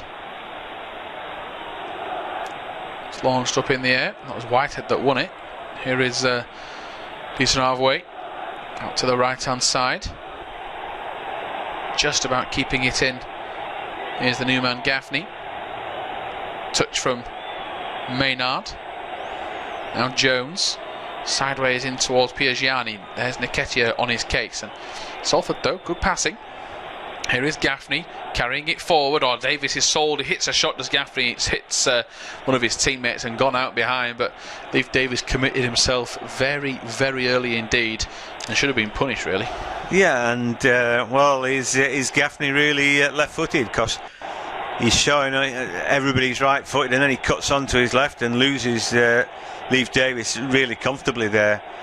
He looked like he was hitting it with his swinger with that left foot, but got a bit of power on it. But yeah, nice little move that. And in that one move, did more than Threlkel did through 60 minutes of play. Yeah, true. Harsh but true. As here is Davis. There goes the ball to Costa. Costa's going to try and get it onto his left foot. He goes past one, tries to go past the second. The next one wasn't needed for Costa. He was in a bit of a tight spot, so he probably thought his best chance was to dribble his way out of trouble. Shackleton flies in and puts himself into the danger to try and meet Beasley. Wins a throw-in, does Beasley. Nketiah could probably do with the 90 minutes playing in this lineup. He said in his pre-match interview, should I say, that he's still getting to know his teammates. He only trained on Saturday, Sunday, Monday, after of course that deadline day loan move from Arsenal. I'll tell you what, I mean, his touch hasn't been good today, but I think he would need to go through the same intensive regime that the other players have done to get on the same wavelength, and then he'd be too tired to miscontrol the ball that far. Yeah, here is Clark into Click. Leeds have been forced wide. Can they finish though towards the far post? Nketiah was there, good header. It's out towards two players. Costa brings it down. Alioski should have been the man that called rank, and he didn't. And Leeds wasting that chance. Here is Alioski again. He's been marked by Gaffney. Leeds should have done a bit better with that situation. They had so many numbers. Alioski again to the back up the pitch to Davis. Here's Phillips trying to pull the strings. Phillips loops it in towards the far post, headed back in by Clark. Really good header, and it's cleared away again. Not quite sure. I think that's Pond, isn't it? That's throwing himself into the mix. Really good defending from him. Calvin Phillips, his passing was great against Nottingham Forest at the weekend, and that was a beauty, wasn't it? Pinged right across the box. He's good at that sort of range, 40 yards, isn't he? Yeah, Alioski wants to shoot. He's eventually going to play it to Davis, who takes a touch. So Leeds are really pushing up here. That's one of the centre-backs. Alioski towards Nketiah, gets up high, can't head it home. Good header from Piergiani. And eventually it's launched long. So now Leeds' full-backs do need to get back. There's Phillips mopping up the loose pass. Great movement from him. Another over-the-top pass again. It's towards Clark, who brings it under control before kicking it out of play for a goal kick. We're about to hand over to John. In terms of shocks, in terms of teams beating those in a higher league, Carlisle are beating Barnsley away. There's not many so far. I think again Barnsley undoubtedly, having lost the South Yorkshire derby, I think it's like forget about all that. We just need to get all our resources and try and get. They've been a real yo-yo team out the Championship, haven't they? And down to League One, so they need to consolidate. The teams who are going to sort of have to keep everything going. I mean, Huddersfield as well. They made 10 changes to their team. They're losing 1-0 against Lincoln. Well, there's one. They've lost the winning habit, haven't they? Break off because here comes Gaffney. In fact, it's main out of the strike. He's been given a little nudge and off the ball. Rochdale are beating Bolton, but obviously Bolton, another struggles they're going through at the minute. Crewe are beating Middlesbrough, another team that are focusing on the Championship. Any more? Bristol City QPR Old Championship clash. Rotherham beating Shrewsbury, so very similar leagues. So not too many shocks so far. A couple of games going to penalties as it stands. Another sub or two being lined up for Salford, but it will be John now who'll take us through to full time. Bit of drama in the Colchester-Swindon game, both down to 10. Wow. So the big guys are going off. Disarivwe and Beasley both played a part, and Rooney and Lloyd come on. I think it was a smart move to get those big kids on and see what they could do. And I thought in fairness to Graham Alexander, I thought that worked. And the young Leeds lad Disarivwe, I think it'd been a bit of a thorn in their flesh, but they couldn't get enough ball or good ball to him really. And in the end, what Leeds have done is what they do. They keep going, they keep playing their football, and they keep on the front foot. And after a while, you're thinking, well, here's another wave of attack, and here's another wave of attack, and it just keeps on going. Clark's going to come off now, and he'd be replaced by Alfie McCalmont. And you'll be able to tell me a bit more about young Alfie McCalmont, I would have thought. Yeah, centre midfielder will probably play in the Calvin Phillips holding midfielder role traditionally. He might get to go a bit further forward because Phillips is still out there. Northern Ireland international, played for the youth team, trained with the first team under Michael O'Neill this summer. and came flying through the under-18s, played ahead of his age group at the 23s last year. Big things expected of him. Yeah. Headed back, and Nketiah gets there first, and his touch is too heavy. He was quick thinking there, though, and well, that little back pass from Jones very nearly cost a fourth goal. I think, particularly in the first half, it looked like it's going to be a tight game, this.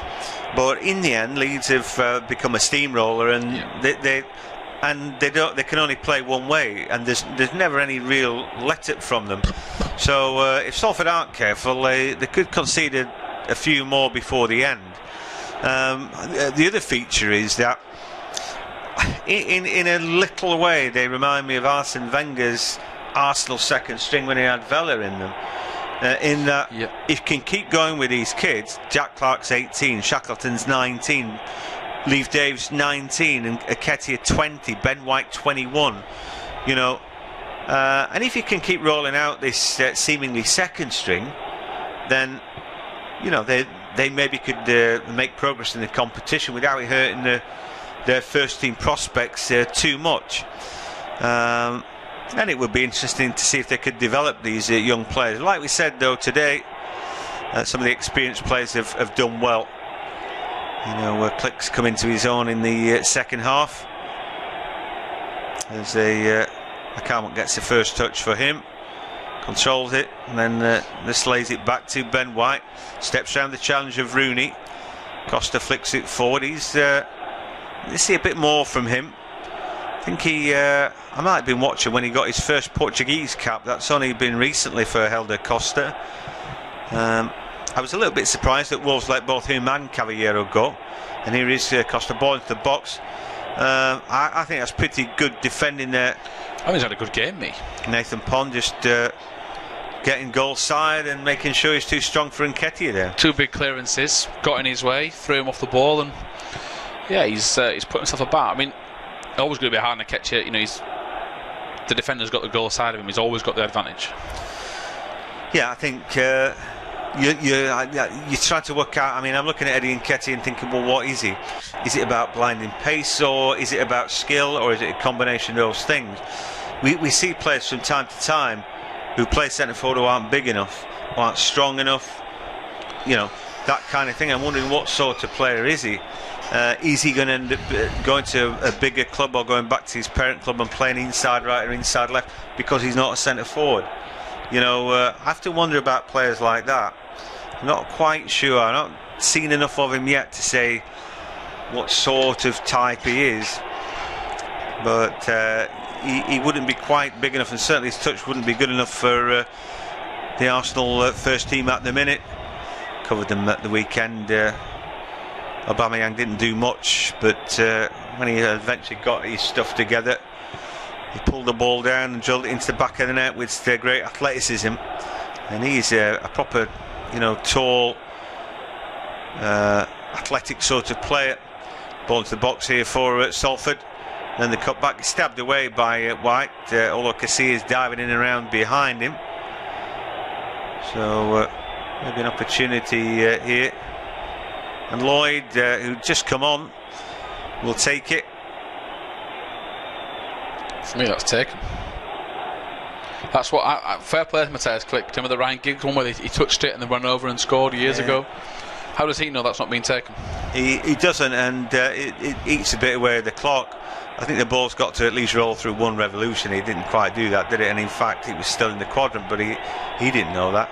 Anyway, big ball out, and Ben White heading away. Ball breaks to Jones, and he smashed it over on the half volley, left-footed. Again, any time there's a corner kick, there's consternation. You don't want that ball bouncing in the box, but essentially it does. White's getting dragged around by Rooney there, although he competes well. And again, that ball breaks, drops into the box, and it's anybody's, really. Yeah, he's fiercely competitive, Ben White, isn't he? Jumping in for the header when Rooney's going for an overhead kick, and Phillips is willing to put his body in the way when the shot comes in. But Rooney putting himself about. Number 9. Massive signing, by the way. Playing in the Scottish Premiership and then goes to League 2. Yep, that's right. Tells you the money they're paying at Salford. Yeah, they've got a bit of ambition, haven't they? Don't know where the money's come from, but Peter Lim. everybody's seemingly got a sugar daddy nowadays. As we see good chance middle of the park, but ball breaks back for Leeds, and then Costa, McCalmont able to play back to White, who were happy to play back to Casilla. I'm quite surprised against Nottingham Forest that they didn't do an awful lot of it, but they played backwards as much as I seem to remember Leeds doing under Marcelo Bielsa at the weekend. And obviously then I think, have you not noticed, well, it's only 2 games in, but I've noticed a bit of a more composure about them. They don't continue to just... I remember they played Wigan, that was the fixture that ruined their promotion hopes last year, when they just did nothing but the same cross 60 times in the game, and all Wigan did was head it clear. They seem to have learnt a little bit. Davis gets round the back here, but the cut back into the box. Ooh, in the end, it's after you, Claude, for the Salford defenders, who eventually will clear their lines. Toure with a long ball out, held up well by Rooney, and then Toure back with the ball, and this time it's Burnett who comes to control it. So they've made all their 3 changes. Lloyd then seems to be able to hold off Shackleton, put a good ball in. That ball eventually in the box, but I don't know if Cassie got a flick or White did or what, but Leeds then able to clear their lines, and it will be throwing. Yeah, Kiko Casilla coming flying out of his goal wasn't exactly convincing again. White got a touch to it, in fairness, to actually take it away from him, but communication could do with being a little bit better. And there we see Lloyd, the man that went with that run. Alioski's hobbling his way to the far touchline, which suggests he's coming off. I thought the new rule suggests you had to go off the nearest side, but it's Alioski coming off for Jack Harrison, and it'll be Bamford for Nketiah, so just 2 straight swaps. Interesting. Well, you see, I wonder if his thinking is that Bamford could do with another goal or 2. I think that that's definitely a point. I don't understand the Harrison one. I mean, Alioski's tired. I think Harrison played pretty well against Forest, and Nketiah's got his goal, and although he looked very rusty today, the fans are into him already. Anybody could put that ball in the back of the net for Leeds. He's going to be a vital part of the team, because they create an awful lot, but they're not ruthless, Leeds, and they need somebody who's got those predatory instincts. And maybe he isn't Mr. on the half-turn great touch. Maybe it's just that the fox in the box who rams the ball in. We'll wait and find out, you know.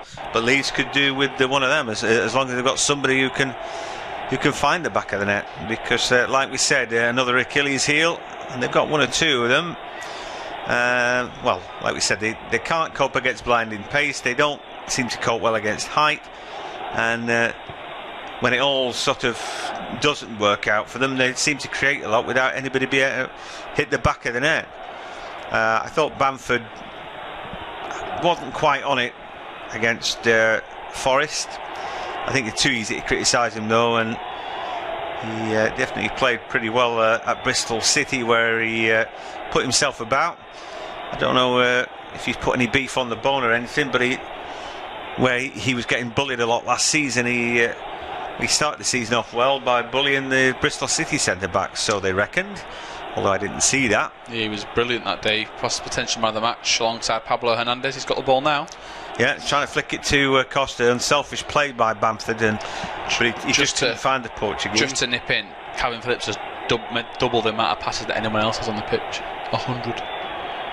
Yeah, and some have been quite good, haven't they?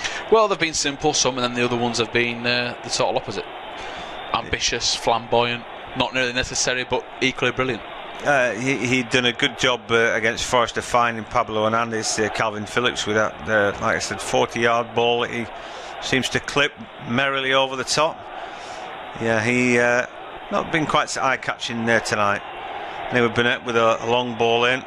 Lloyd, first touch pretty good, taken away from Shackleton. Gets the ball out of his feet, good ball to Toure. Oh, and he's looking for the cutback, and he virtually does himself there. And Costa's able to take that ball away from him. Pierre Gianni heads the ball forward, and then it's with Danny Whitehead. Pierre Gianni plays the ball back, and Nathan Pond then goes back to his keeper. About 10 minutes left of regulation playing there, and the game. Watching Leeds, it is quite a pleasure. They're good to watch. It's lively. They allow the opposition, opportunities, don't they, as well, just by the sheer way that they play, and so you do see what the other team has got to some extent. Yeah, and I think now that Salford have got that 3-goal difference to make up, that they look a little bit flat, and they look a bit deflated. And it's maybe starting to be a little bit more taxing on the eyes into this game than it was in the first 70 minutes. But I've been quite impressed by Salford, I must admit. I think that some of their players have shown that they've. Don't get me wrong, if you can't get fired up for this, then what can you get fired up for? You're playing against a team 2 leagues above you with more history than you'll ever have in the next 20 years. So you'd like to think, unless Salford do the unthinkable, which, hey, who knows what's going to happen. But it's been a massive learning curve. It'll do them the world of good this season to play a team of this sort of quality that plays the football they do at the pace and the tempo they do. That's not a free kick, by the way. Salford have won it back fairly, I thought. Yeah, that was Burnett, too strong for Click, who taking liberties there in possession. And Salford have kept on fighting. Click just fouls his man coming back into play. And he's giving away a free kick there, and Maynard will accept it. Click looks disappointed with that. And again, his up and down style of play continues. And it allows Salford another opportunity. And again, they're like land of the giants, Salford, in comparison to Leeds. And the only man that they're not taller than is the keeper. Yeah. But he's got to come out. That's right. And will he come out? Well, he does come out. He doesn't get anything of it. And that ball is fetched off the line again. Casilla comes and he doesn't get it. And it's Berardi on the line who spares his blushes. He's going to cost them again, isn't he? Nathan Pond's dead unlucky there, isn't he? All he's doing is competing. It's like the ball almost hits Pond on the back of his head, but it might go in then. And Casilla came and didn't get it. But I'd rather that he tried to come. If you don't, all of a sudden everyone's going to start putting the ball so close to the line that you wouldn't believe it. So Casilla's got to keep doing it. Anyway, ball comes in, and it still hasn't been cleared away. Salford claiming something, but they're not going to get anything. And Harrison happy to chase the ball down.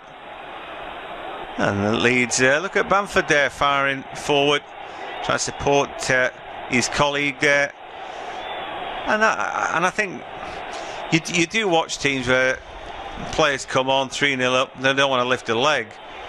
But they've just got to keep on going. It's the Leeds ethic. Nobody's ever able to stop. Oh, it's a terrible back pass here. Might allow Bamford in. He tries to beat the keeper there. He should have passed it. He should have just waited and passed it. That's the desperation to score. If he turns round, there's 2 of them stood there waiting for him. Yeah, it needed a bit more composure. But here, an opportunity. A shot comes in. Oh, good save from Casilla, and the ball nodded just wide by Rooney. Oh, dearie me. Well, that was a great opportunity. I think the first shot, was it Richie Towell? And then, the second effort from Rooney on the rebound. I thought Mike just hit the back of the net. Towell's gone ever so close there. It's a good save from a great shot, isn't it? It's a really good save. One-handed. It's a good save, that. It's a good height for the keeper. The only thing, Towell didn't put it in the corner or anything like that. Hard angle for Bamford, but he's got to be turning round. That's the problem. I think he's got to wait too long there for the support. If you're him, I think instinctively you've got to go for it. Low to the shins of the keeper or through his legs. And he didn't quite do the first part there, down by the legs of the keeper. But I think he's got to go for that. As a striker, if you waited and passed there and then for some reason you didn't even get an opportunity at goal, you'd think, well, what are we paying him for?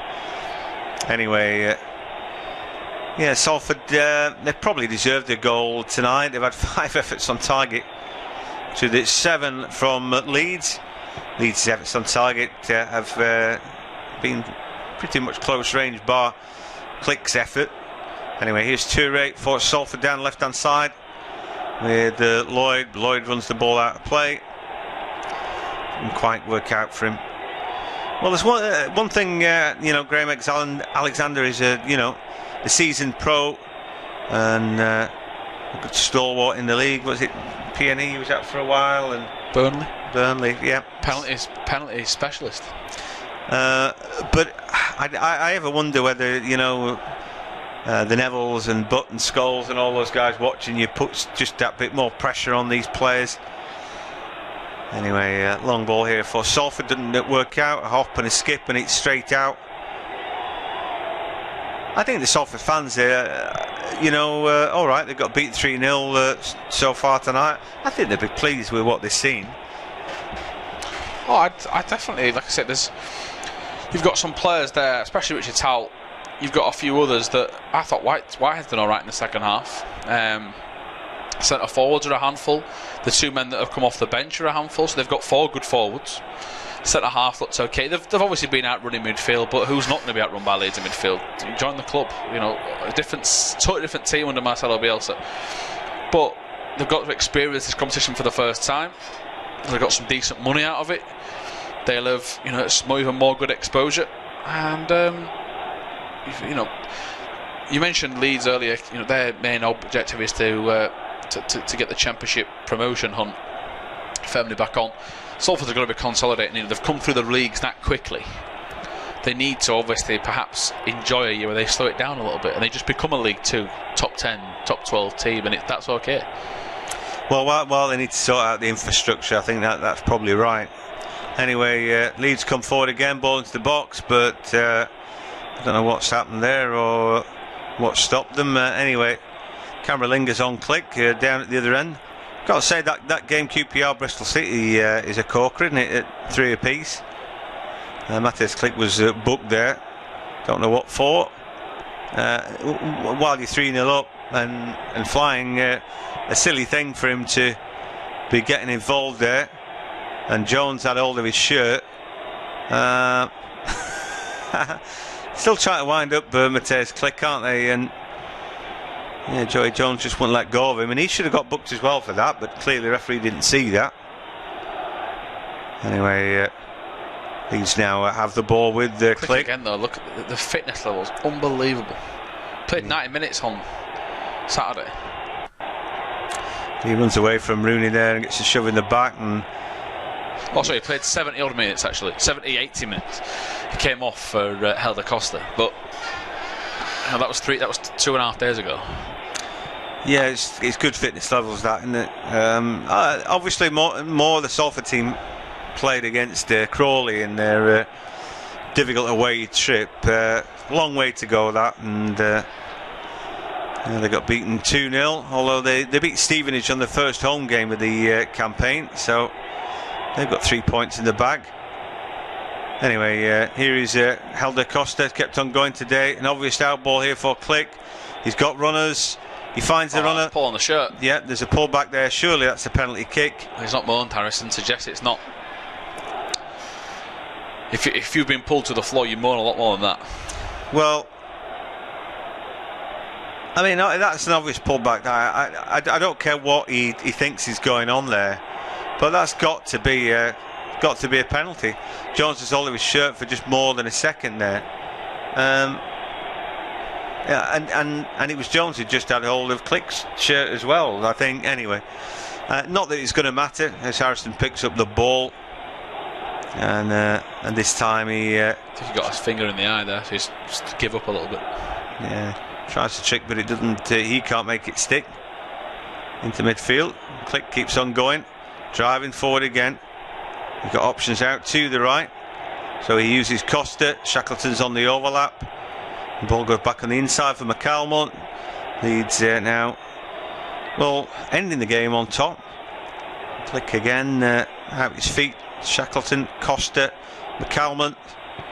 Click now has joined Bamford up top. Calvin Phillips then to McCalmont, held up by Towell. Costa, ball out his feet. McCalmont now on the back foot to Towell, who's kept on going really well there. And now Phillips. And he drives the team forward. Ball out to the right. Harrison flicks it. Now an opportunity for Davies to crack on. Harrison again. Ball into the box. It will break back to Davies. Get a little bit lucky there. Harrison thinks about the early cross, then decides not to bother with that. McCalmont's waiting at the edge of the area saying, give me it, I'll have a strike. But the ball goes in the box. It comes off the head of the striker, Patrick Bamford, but it doesn't go toward goal. Shackleton then, McCalmont on the inside. Click, thinks about a strike, takes a strike. Keeper goes down in instalments, and eventually the ball will end up in his hands. I mean, it was intense play, wasn't it? They pretty much didn't touch it, Salford, while Leeds pinged it around nearly every blade of grass. They went from right back, left back, centre back, nearly tried to go to the keeper, right wing, left wing, and then had a shot towards the end. It's total domination. I thought it was a bit of a free kick there, foul on from Shackleton, but 5 minutes of stoppage time, not really surprised it's lengthy. There's a chance for Bamford. Bamford in the box. Good touch from him, I think, but just well read by Nathan Pond, who's done Probably really well. Salford's second best player alongside Towell. Yeah, he's done really well at the back. I think honestly, you look at a couple of their players, 2 or 3 of their players, and you think, you know, they could be turned around. They've made Calvin Phillips man of the match. Don't really see that personally. I think he's been all right tonight. Could be the passing stats. That's what they're. You know you love stats, don't you, John? Oh yeah, that's what I'm all about. I would have made John Stats Hogan, they call you in the office. Well, only 70% of the people in the office do. Anyway, though, terrible gags aside, I'd say Matthias Klick's my man of the match. I'd say for me it'd be between Klick, and I like that how comfortable White's been again tonight. Here comes Salford forward, one last rally. Look at White go there. He got some good pace. Got some legs about him, hasn't he? As he was bombing back to help the defence out. Ball with Whitehead, and now with Pierre Gianni. Kicks it past Bamford. Lloyd to Toure, and the Liverpudlian goes back to Pond. Whitehead again, percentage ball into the box. It's a little tug of the shirt there by Ben White, was there on Rooney, and eventually Kassir picks up the ball. Nothing doing there. Apparently in this format of the game you can pull shirts. So first time I've seen Ben White look a bit flustered there with Rooney. I don't know what happened between them. Anyway, Calvin Phillips now launching a ball, and that's the second finger in the eye for and I tell you what, he's a bit of a destroyer, isn't he, old Joey Jones out that right hand side. Was finally giving him a free kick and he's finally giving him a card. How long's it taken him? Just persistent fouling from him. But Harrison's pace is relentless and he knows it. By the way, Middlesbrough have managed to come back from 2-0 down against Crewe to 2-2 with a minute into stoppage time. So we have got a few games going into the extras. Yeah, Middlesbrough team that scores goals now, but they're still conceding like they did. And there'll be a lot more exciting to watch this season, but that doesn't necessarily mean they'll be any more successful.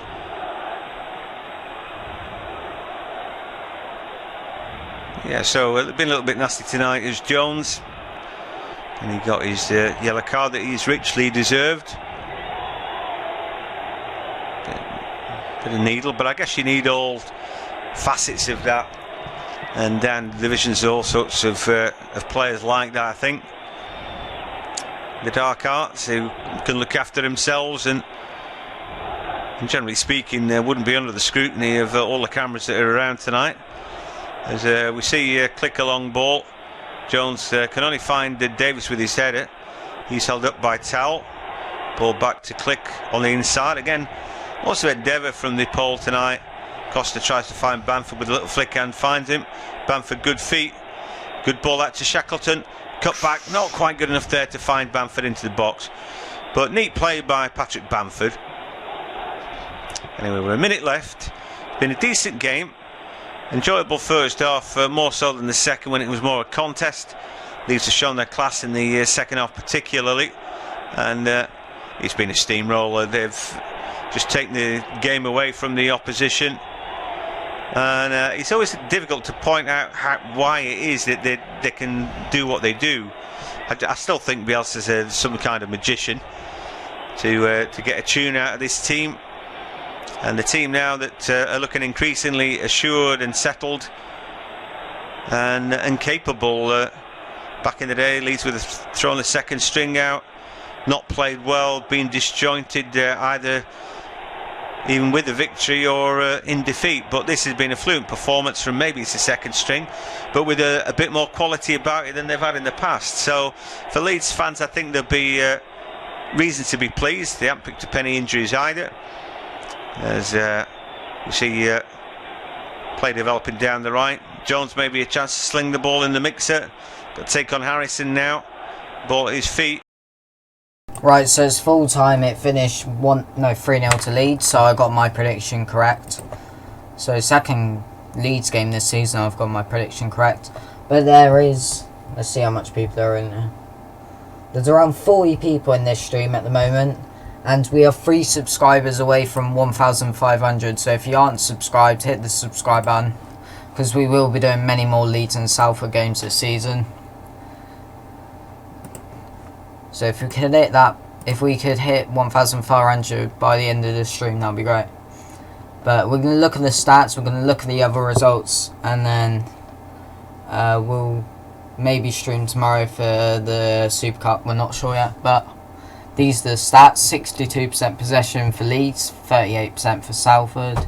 18 shots for Leeds, 15 for Salford. 8 shots on target for Leeds, 5 for Salford, and 6 corners each. So Salford didn't do that bad, but Leeds were probably the better side there, and they also won 3-0. So they're into the next round. Salford are out. I'm not sure where the draw for round 2 is. I'll have to have a look at that, because I might do a live stream if they do it, like the FA Cup and stuff. I don't know if they do or not, but we're now 1 subscriber away, so thank you for the 2 people that subbed. If your name did appear on Streamlabs OBS, then I'll be able to shout you out. If not, then I'll do it tomorrow potentially. But Arch Stanton, thank you for subscribing, shout out to you. Thanks for the stream, no problem Mandy, hope you enjoyed. Hopefully we can get this 1 subscriber, but we're going to look at the other results now, see how everyone else did. I haven't seen any other results, so it'll be interesting to see how they did. So we'll start off with the EFL. Well, we're not starting off with the EFL, that's the only results we're looking at. I mean, we could look at the non-league games, right? Might as well do it. So, Dynamo Kiev not in the Champions League next year. Karabag not in it. Maribor not going to be in it. Copenhagen Red Star going to Pens. This team on it. Ajax just scraped through. Basel not in the Champions League next year. Istanbul, Basa, Kessier not in it. Celtic, I think if there's away goals, they're getting knocked out. Porto could be getting knocked out as well. Moving on from that. At the moment, Sunderland most likely going to be through. They're winning 3-1 against Accrington.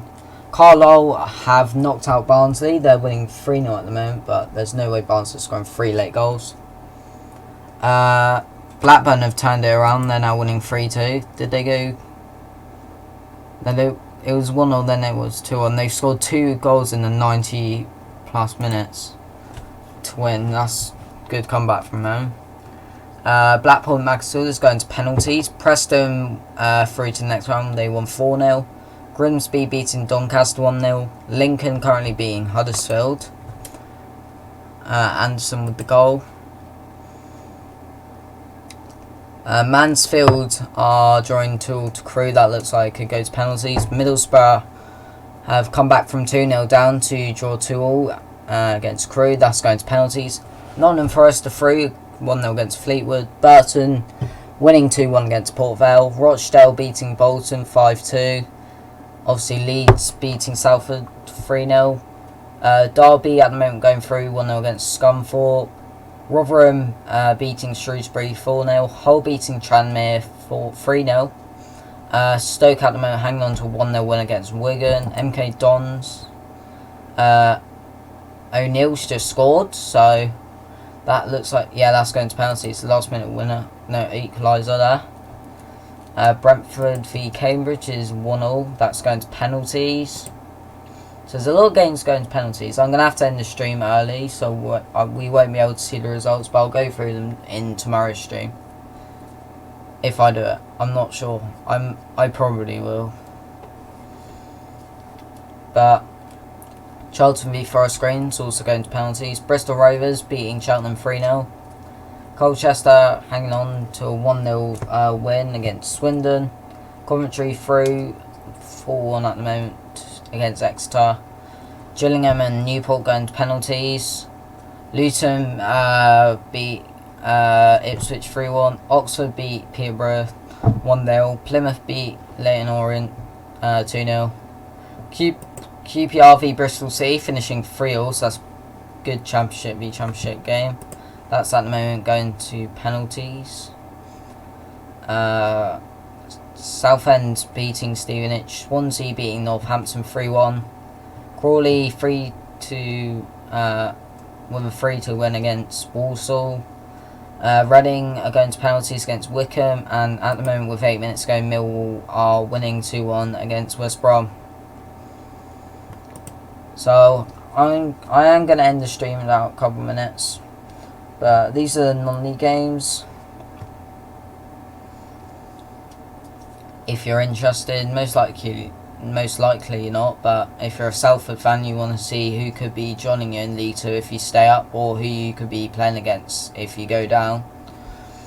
Here are some of the results. Halifax losing, so their 100% record is gone. So nobody has won every game in that division.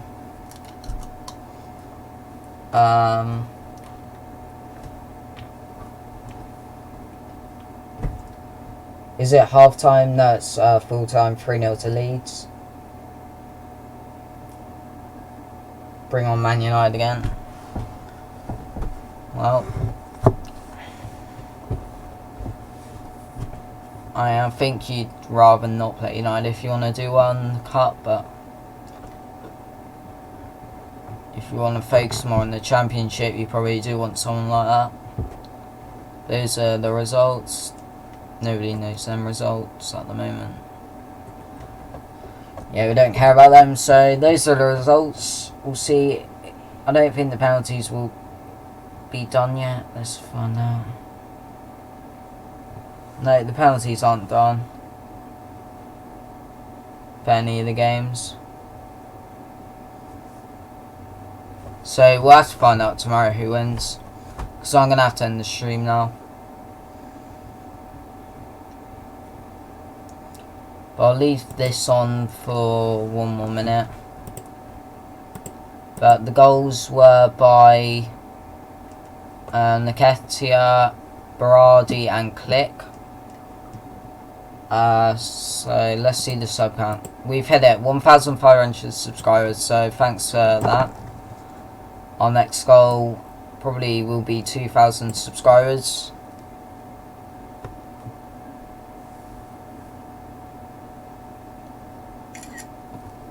And take a picture of that. But thanks for watching this stream, and hopefully I'll see some of you guys tomorrow for